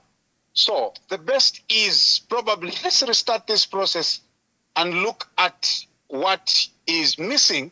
Then we put in what is missing. But all I can say is that Zambians, fellow Zambians, the man to govern us coming, coming to 2026 has been found. And this is Brian Mundubile. Thank you so much, Ambassador Mamba. Thank you very much. I've got so many calls waiting. Please be brief. Hello, caller. Please tell us your name and where you are calling us from. Good evening, Ambassador Emmanuel Mwamba. This is Lillian Mutambo calling from the UK. Yes, Lillian from the UK. Make your contributions. Good evening, Mr. President, Your Excellency, Honorable Brian Mundubile. Thank you so much, Emmanuel Mwamba. Basically, for me, what I just wanted to ask Brian Mundubile is if he can come up with a special purpose vehicle for us to move because there's no time. We are seeing the games that are being played by the Patriotic Front and also the infighting that is going on, which a lot of Zambians are worried about, what's going on. And, Fila Ilanga, we can tell that President Brian Mundubile is the incoming president in 2026. And I don't even know why we're wasting time. I know there is a supposed convention to take place, but from what we know is that Hakainde Hichilema will never give the Patriotic Front back to PF. So what is the plan for President Brian Mundubile? Does he have a special purpose vehicle? And if there's no special purpose vehicle, there's so many political parties willing to adopt him as president. Secondly, is he willing to resign as of January 2026 or maybe around March so that we start campaigning? And I also want to encourage him that here in the diaspora, and many of us are rallying behind Brian Mundubile. That is why we have even come up with the theme, Uncle B. So Uncle B, we love you, we celebrate you, focus, just know that you are the giant in this race. The race is between President Hakainde Hichilema and you will carry the day in 2026. Thank you so much. Thank you very much. There was a body, now there's an uncle. Lily Mtambo from the United Kingdom. Hello, caller, please tell us your name and where you are calling us from. Hello, Mwamba. Hello, caller, please tell us your name and make your contributions. Okay, I will remain anonymous for now, but I'm calling you from the Copper Belt. Yes, caller, make your contributions. So, my advice is, this goes straight to Honorable Brian Mundubile. You've got less than a year to go before the elections. One tamula sorting each pan. You cannot realize that PF tamakai poke. Why can't you form an alternative party and then channel the structures that you have towards that new party? Patriotic Front. We are giving you a suggestion. Put NPF, even New Patriotic Front. You hit the ground running. Haven't you lost faith in the courts? How many times have you been to court? You risk not even having a candidate. Already you started the blame game. Yo, Davis Mirawaringere to Alusa by elections. It is you now who's betraying the Zambians because they are looking up to you for leadership. And you know, say if you go it, they go which you've tried. Why can't you just register another party so that you tell the people to say, well, now we are on this party. If you have special vehicles, if you have alliance, they are not even important for now. You've got a lot of numbers at Patriotic Front. Members can just switch from that PF that we know to the NPF if we also want not to confuse people. Okay, my caller. Okay, thank you very much. I like how callers think it's that simple. Hello, caller. Please tell us your name and where you are calling us from. You're talking to Mambochola. Good evening. Mambochola, make your contributions. Honorable Brian Mundubile, good evening. This is Team D Camp. Yes, my brother, make your contributions quickly. Honorable Mundubile, I just want us to urge you to continue speaking for the voiceless, and I want you to continue being steadfast because you are dealing with a very, very difficult person in the name of President Hakainde. To be quick, I also have to talk about the issue of Bill 10, Bill 7, which my president has already alluded to. This animal called Bill 7 should be fought with all the energy that we can have. This should be the last fight that all MPs should not even to fight. Because if you allow President Hakainde Hichilema to continue with this Bill 7, it will also come and injure himself.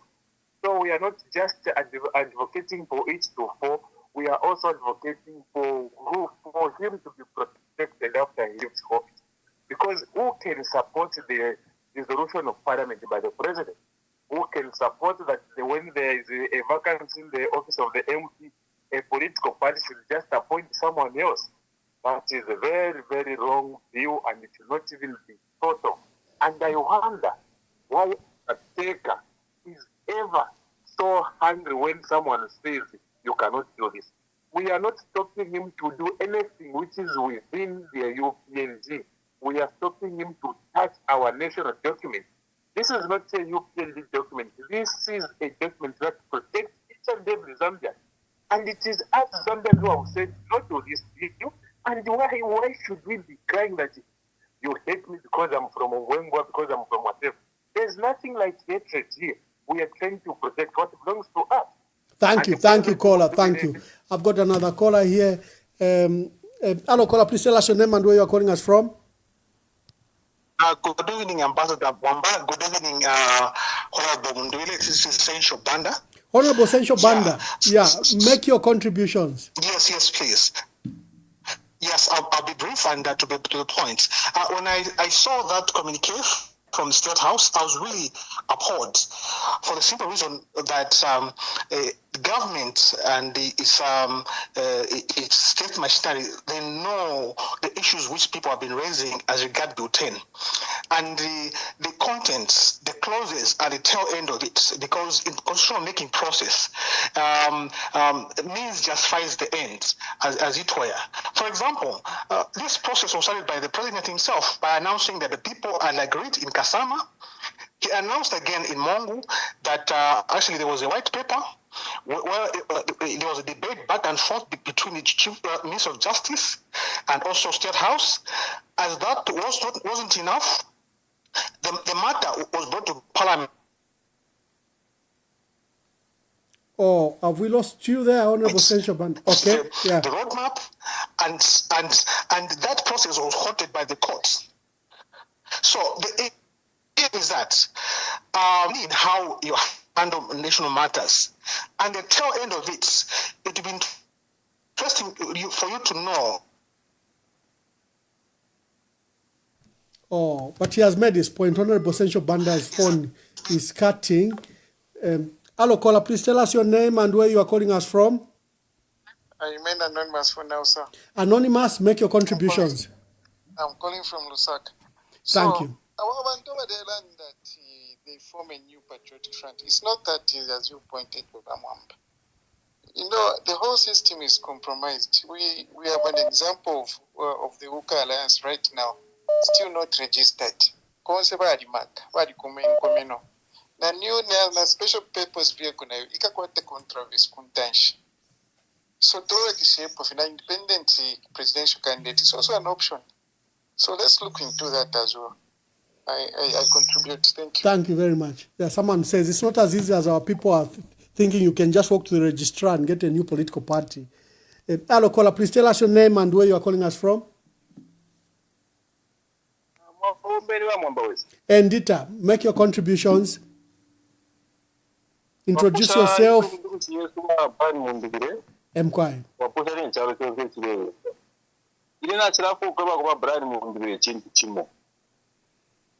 Brian Mundubile ndipo batukire kwa sio wa president weso akainde chile.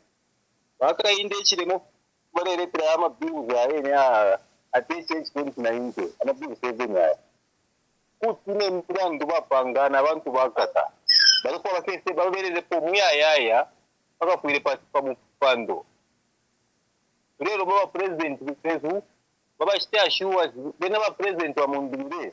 Kaba bipo mukubanga bayichi sikuba kukaba ichawe na munia zumi okira tena tabakese bakaka itubafirirwe okubuku omutende chirene cyaro muchiwo olo na ama mind yo marete ama tia kwa twari bapatawe we give conscious bare kwa bare chengereka abantu nokuraba pura na mashiwe yamufi abapirwa okubuku omutende tona wile cyaro. Thank you very much. Thank you very much. Is saying, can you assure President Hichilema, it looks like he's doing all these things from inadequacies that you come and jail him. So he's extending his term so that he's secure and, he's not harassed. Hello, caller, please tell us your name and where you're calling us from. Simbike Zulu, calling from Lusaka, Zambia. Mr. Zulu, make your contributions. Thank you. Firstly, I want to appeal to Honorable Mundubile. If there's a way they can use to stop Bill 7 from being subjected to a vote in Parliament, let them use that route. Once that bill is tabled in Parliament and subjected to a vote, mark my words, that bill will go through. So Honorable Mundubile and your team work out a mechanism of ensuring that that bill is not subjected to a vote in Parliament, otherwise it will go through. Secondly, the remarks attributed to the former SG for PF, maybe it's the way he presented the remarks, but there's an element of truth in what he said. Let's face facts. PF will not be given back before elections. There's a likelihood that these cases will be prolonged until after elections. So what these leaders need to do is look at the alternative. Pick a special purpose vehicle. Start riding on that vehicle. If on the way PF is given back, you can revert to PF. But as it stands, you are losing valuable time. Can you pick a special purpose vehicle which will start fronting? I submit. Thank you very much. I know that generals don't discuss strategies, but Honorable Mundubile, they're asking you to discuss strategy, and you may have to hint to whatever it is that the PF is doing. Hello, caller, please tell us your name, and I think this will be our last caller for now. I know there are so many calls, but let's allow for Honorable Mundubile to answer. Hello, caller, please tell us your name and where you're calling us from. Greetings, Ambassador Don Mabo, Italy here. Oh, Mr. Mabo from Italy, make your contribution, my dear brother. Thank you, Ambassador. I have a question for Honorable Mundubile. Because when I was in Zambia, at Kuchidilo, I passed by the PF Secretariat. And then quite often, guys outside the Secretariat, there were some very friendly people who helped me go into the other building to sign the book of condolences. And then, we were asking, so what do you think is the future of the party? Rape Shafe out of curiosity. Most people, Akalimbu Shafe, from the Secretariat now, within the province ya Lusaka na kumbeko twaile kukopa beoti na kuruapo.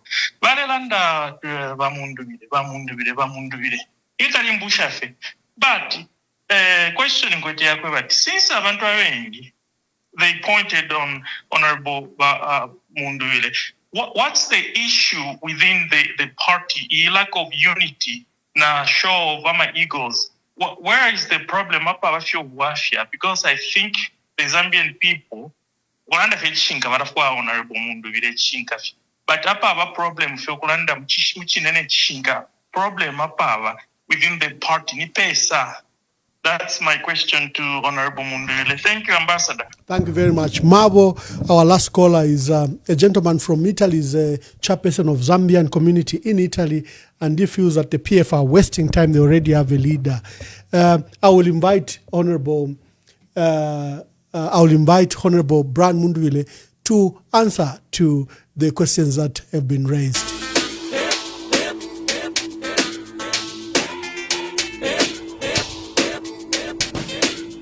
Hey, we need a man of action in no mutima or kwetako basata. Okuchilo kuchula 5 years to 10 years out to me papata, and I give you new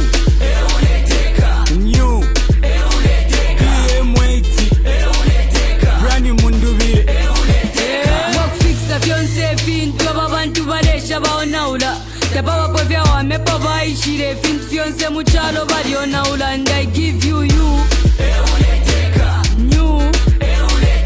PM80 Brian Mundubile.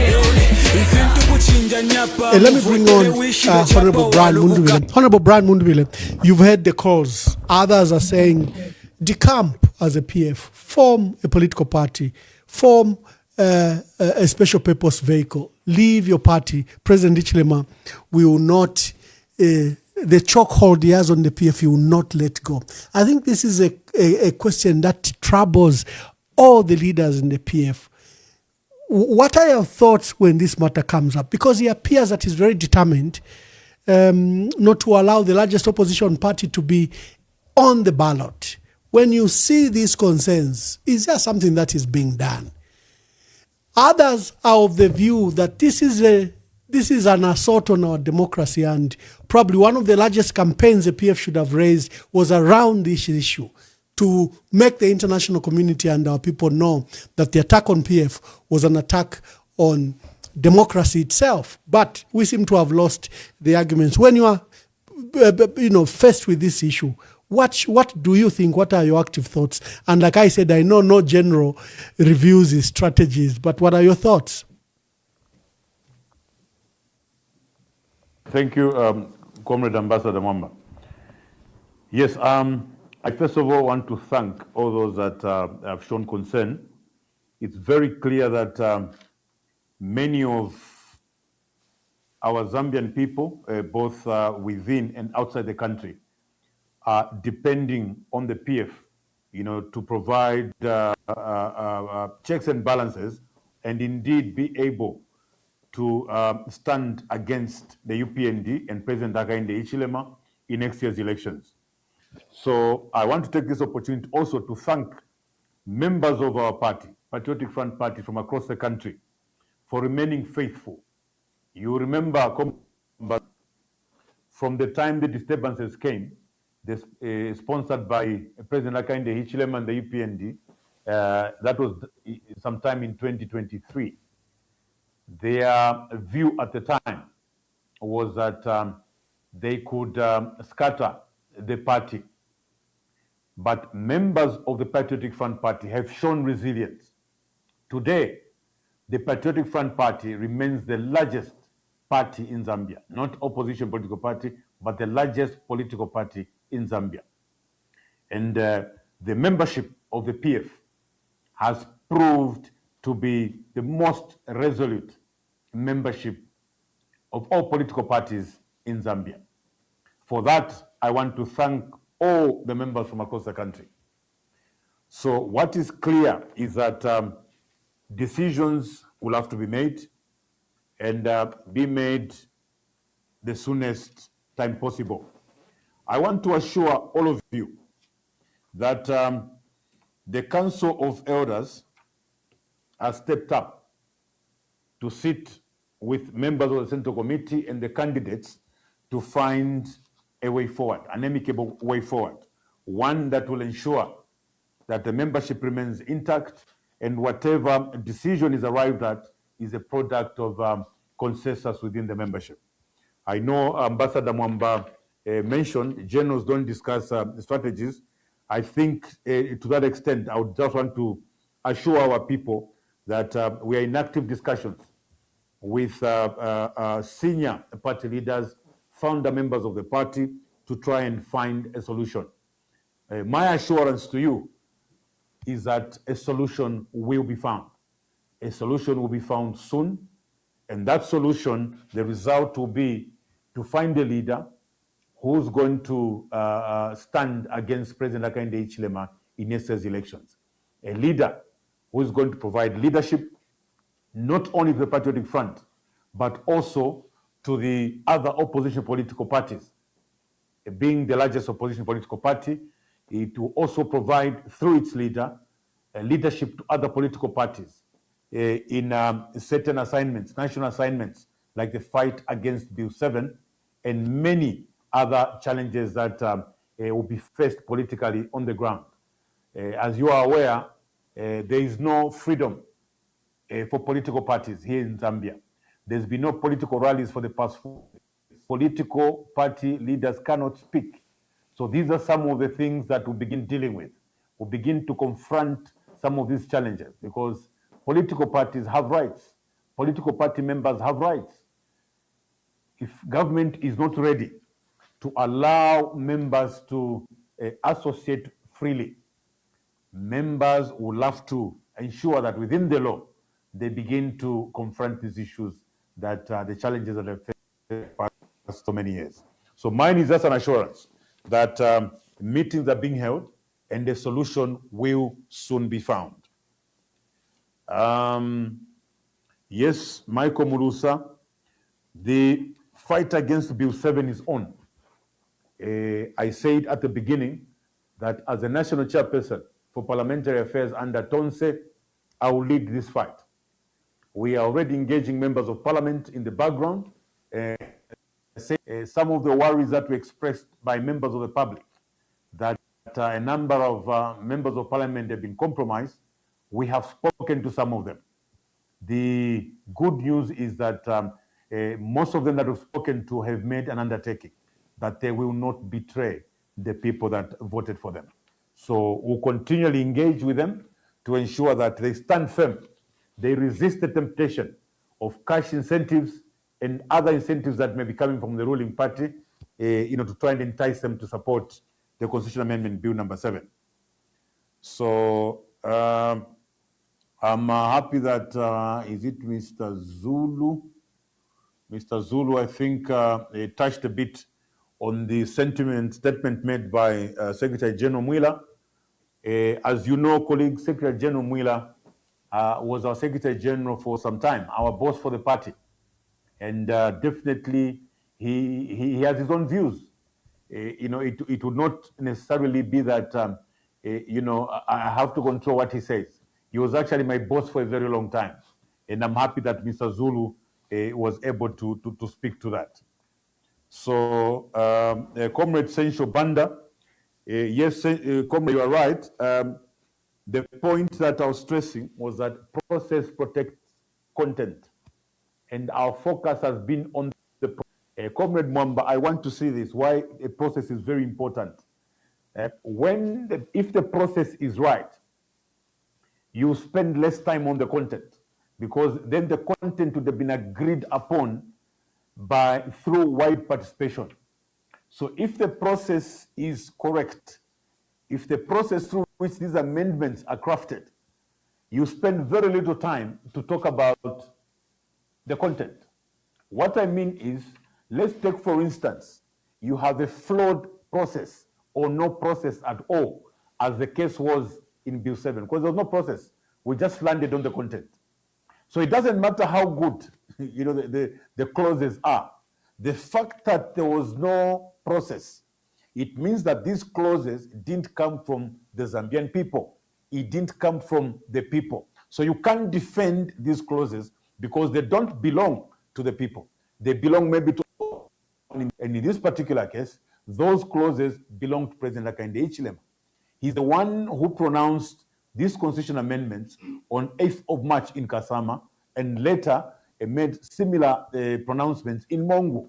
So these particular clauses, Comrade Amasaka, did not come from the people. It doesn't matter how good they are. The fact that there was no agreement, there was no consensus around these particular clauses, we cannot even discuss them. So if, for instance, you had a proper process, a proper constitutional amendment process that was transparent, that was accountable, that involved broad public participation and governed by law, and you had very bad clauses, there's very little we are going to do about those clauses because the people agreed upon those clauses. So that's what the difference is. I want to agree with Comrade Sencho Banda. Process protects content. If the process is transparent, if the process is legitimate, there is very little time to spend arguing on the content, because then it means that the participants, the people, the stakeholders would have agreed on that particular content. So in this case, it's wrong for Comrade Amasaka and President Hakainde Hichilema to rush us to look at the content, because This content was not coming from the Zambian people. So the process itself leading to this particular bill is flawed. That is why there's been apprehension. That's why there's been resistance from the people of Zambia regarding these particular clauses. So there was a caller who talked about assuring President Hakainde Hichilema. The point is, this country needs healing. This country needs a reset. To start with, it doesn't matter from what angle you want to argue. This country is in intensive care. This country, after next year's elections, needs healing. It needs reconciliation. And as the Bible says, vengeance belongs to God. We don't expect some reversal, a persecution, being dragged left, right, and center. This country right now is lagging behind in terms of development. The many youths that are on the streets are looking for employment. There is need to refocus and begin to attend to what is urgent. Urgent today is youth unemployment. What is urgent today are conditions of service for the miners who are working in those mines. Maybe the conversation should be around the sectoral, sector minimum wage. What we are picking from the mines, for instance, is that there are a lot of disparities in the salary and wages within the mining sector. The mines, for instance, are running away from mainstream mining. They are giving away contracts on subcontracts, so that the subcontractors now are underpaying the miners in these big mining activities. So as opposed to persecuting people, going after, I think the miners on the Copper Belt and Solwezi and other parts need solutions. They need us as government to move into the Copper Belt and Solwezi to look at the conditions of service and ensure that we introduce minimum wages for particular sectors, so that a miner, whether he's working for a contractor, working for a mine supplier, or indeed the mine, is guaranteed of a certain minimum wage specific to the sector. So we will spend a lot of time resolving challenges of the people. This is just one example that we're giving. We should be looking at our SMEs. We should be able, we should go to Kalingalinga, Comrade Mano Mwamba, and look at those welders and carpenters, who are in Mutendere, Kalingalinga, Chipata compound, and say, what can we do for them?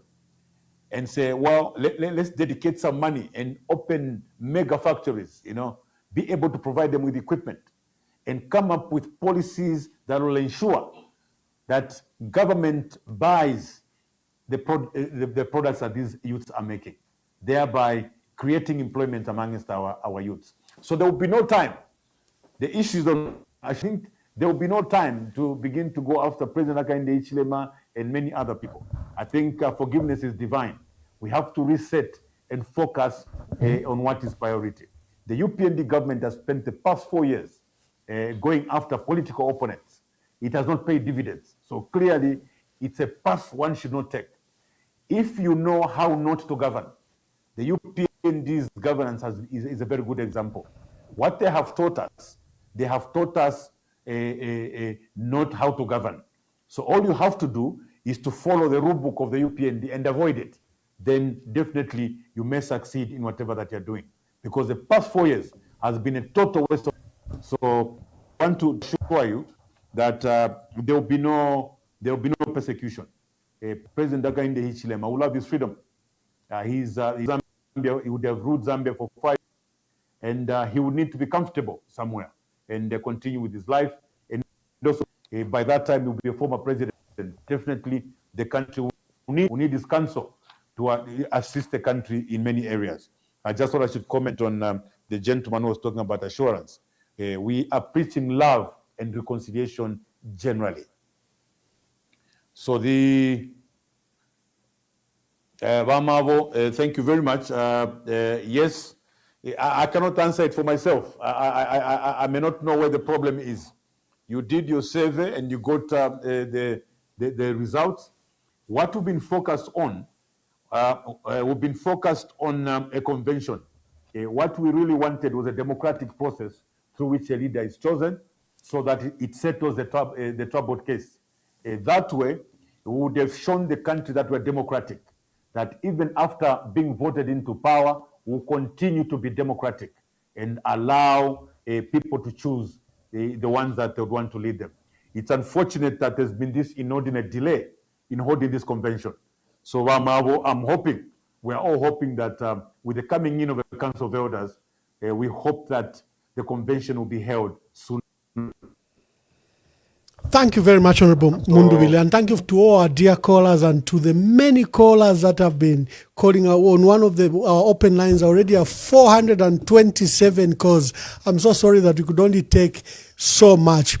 Let me begin to wind down. Honorable Mundubile, I know we've discussed everything. Begin to speak to your last words, and I think words of encouragement to the PF, which appears to be in turmoil, then to the country which feels hopeless, especially on this Bill 7. You know, I've been inundated with calls of people with exasperation. You know, they feel so hopeless. Just speak to that as you begin to give your last remarks.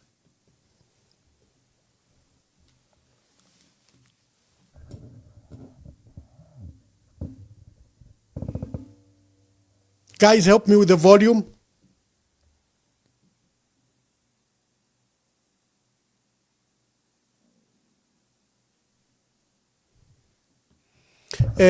Sorry, Honorable Mundubile. I think they didn't. Yeah, I can hear you now. Proceed. I believe that we should be able to triumph because the voices of the masses are against Bill 7. On my part, I wish to make an undertaking as the National Chairperson for Parliamentary Affairs under Tonse to take the lead amongst parliamentarians, engage them one-on-one for them to see clause by clause, to be able to see the impact these clauses would have if enacted into law, so that they also take responsibility to save the country. So for members of the party, I know that you are frustrated. Your frustrations come from the fact that 29th of November, you believed you're going to have a leader. You believed you're going to have a convention to elect a leader who would begin to lead this party into a new frontier. I want to say to you that please exercise just a bit of patience like you've always done. Elders have come in to try and help us resolve whatever challenges that we may be facing. Again, like I said, the resolution from the meeting that we had with the Council of Elders was such that we allow for reconciliation and reinstatements of those positions that were taken away from some of our senior leaders before we can go to the convention. It's therefore with a new elephant in the room, these reconciliations will happen speedily so that we focus our attention on resolving challenges under Constitution Amendment Bill number 7. And lastly, we just want to preach love. I spoke about some of the sentiments that come from President Hakainde Hichilema whenever he's addressing the audience. We want to discourage him from doing that. We want to call upon President HH to project love. He's a father of the nation. He must be able to project love, preach forgiveness, and not play victim each time that he appears before a national television alleging that he's hated. If the Zambian people hated President Hakainde Hichilema, he would not have been given 2.8 million votes, 1 million votes ahead of his closest rival. Certainly, he cannot come 4 years later to claim that those same people hate him. So, Your Excellency, the President, please, when you come before national television, our expectations are very high. You must project love. You must preach love and preach forgiveness going forward. So, Comrade Dimano Mwamba, those will be my final remarks. My duty will be to thank you, Honorable Mundubile. Today we are hosting Honorable Brian Mundubile, former chairperson for Energy Regulation Board, is former minister in Northern Province, is former chief whip, is currently Mporokoso, Member of Parliament, serving a second term and is one of the leading presidential candidates in the Patriotic Front. Thank you for spending time with us and for tackling and discussing all the issues, especially the alarm call you've raised around Bill 7. God bless you. And to our dear callers, I'm so sorry that we could only take so much because all my phones were inundated. But I think that the calls that we took, which many people of you are actually even many, were representative of all your calls that you wanted to go through. We have a lineup of more leaders lined up. Just tune in. And so from us here, God bless you and God bless our country. Ngakamana ka red sea ka shupilo kwa bukapa chapa wa yabuka ndekweba muntu wa mirimo mweti Brian Mundubile nesaba kwisa ferionse batu bepaika nga bapita fyabo nokutumva bareka pechikulu tule fwaya ifwe ni fesi furida na kwata na oda banaini entungurushi Brian Mundubile we need the man of action no mutima uwakwete ko basata ukuchilo kuchula 5 years to 10 years out wa mipapata and I give you new mweti Brian Mundubile wakufikisa fyonse fintu ababantu balesha baonaula tababa povya wamepa baishire fintu fyonse muchalo balionaula and I give you new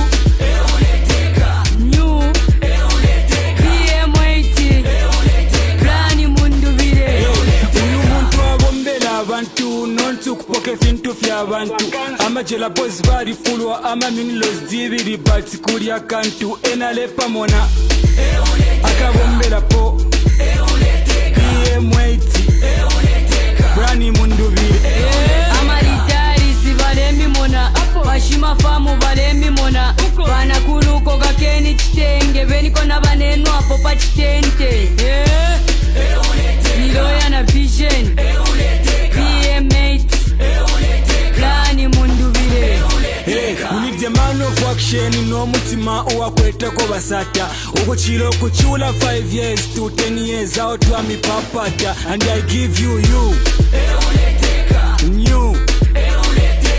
mweti Brian Mundubile wakufikisa fyonse fintu ababantu balesha baonaula tababa povya wamepa baishire fintu fyonse muchalo balionaula and I give you new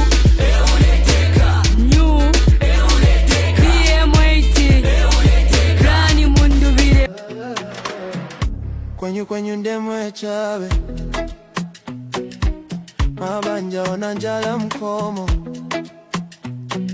ndalama zonse mutumbalano masukwa kuchuluka pa mutupatu time is up kwenyu not enough time is up for your lies and bluff time is up kwenyu not enough time is up for your lies and bluff kanizanu ndizopanda pindu anakulira miseu mwatu tikufuna chilengede chatopano osati mapoke tanu opindika ndalama listen to the cries, they're louder than your lies. You can't silence the truth. It's time for the youth. Time is up. When you is not enough. Time is up. For your lies and bluff. Time is up. When you is not enough. Time is up. For your lies and bluff. We rise, we stand, we fight together for the children, for a better forever. When you kunata pano, we take the race. Tikonza jiko.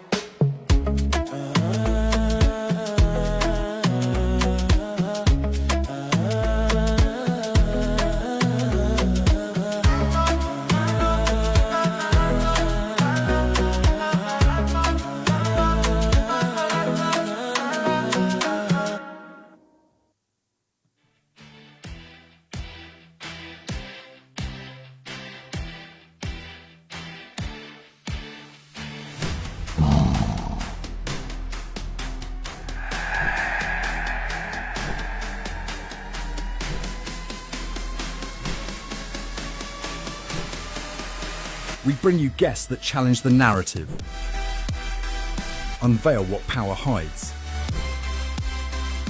and spark national debate. Speaking truth to power, from the grassroots to the highest offices. EMV.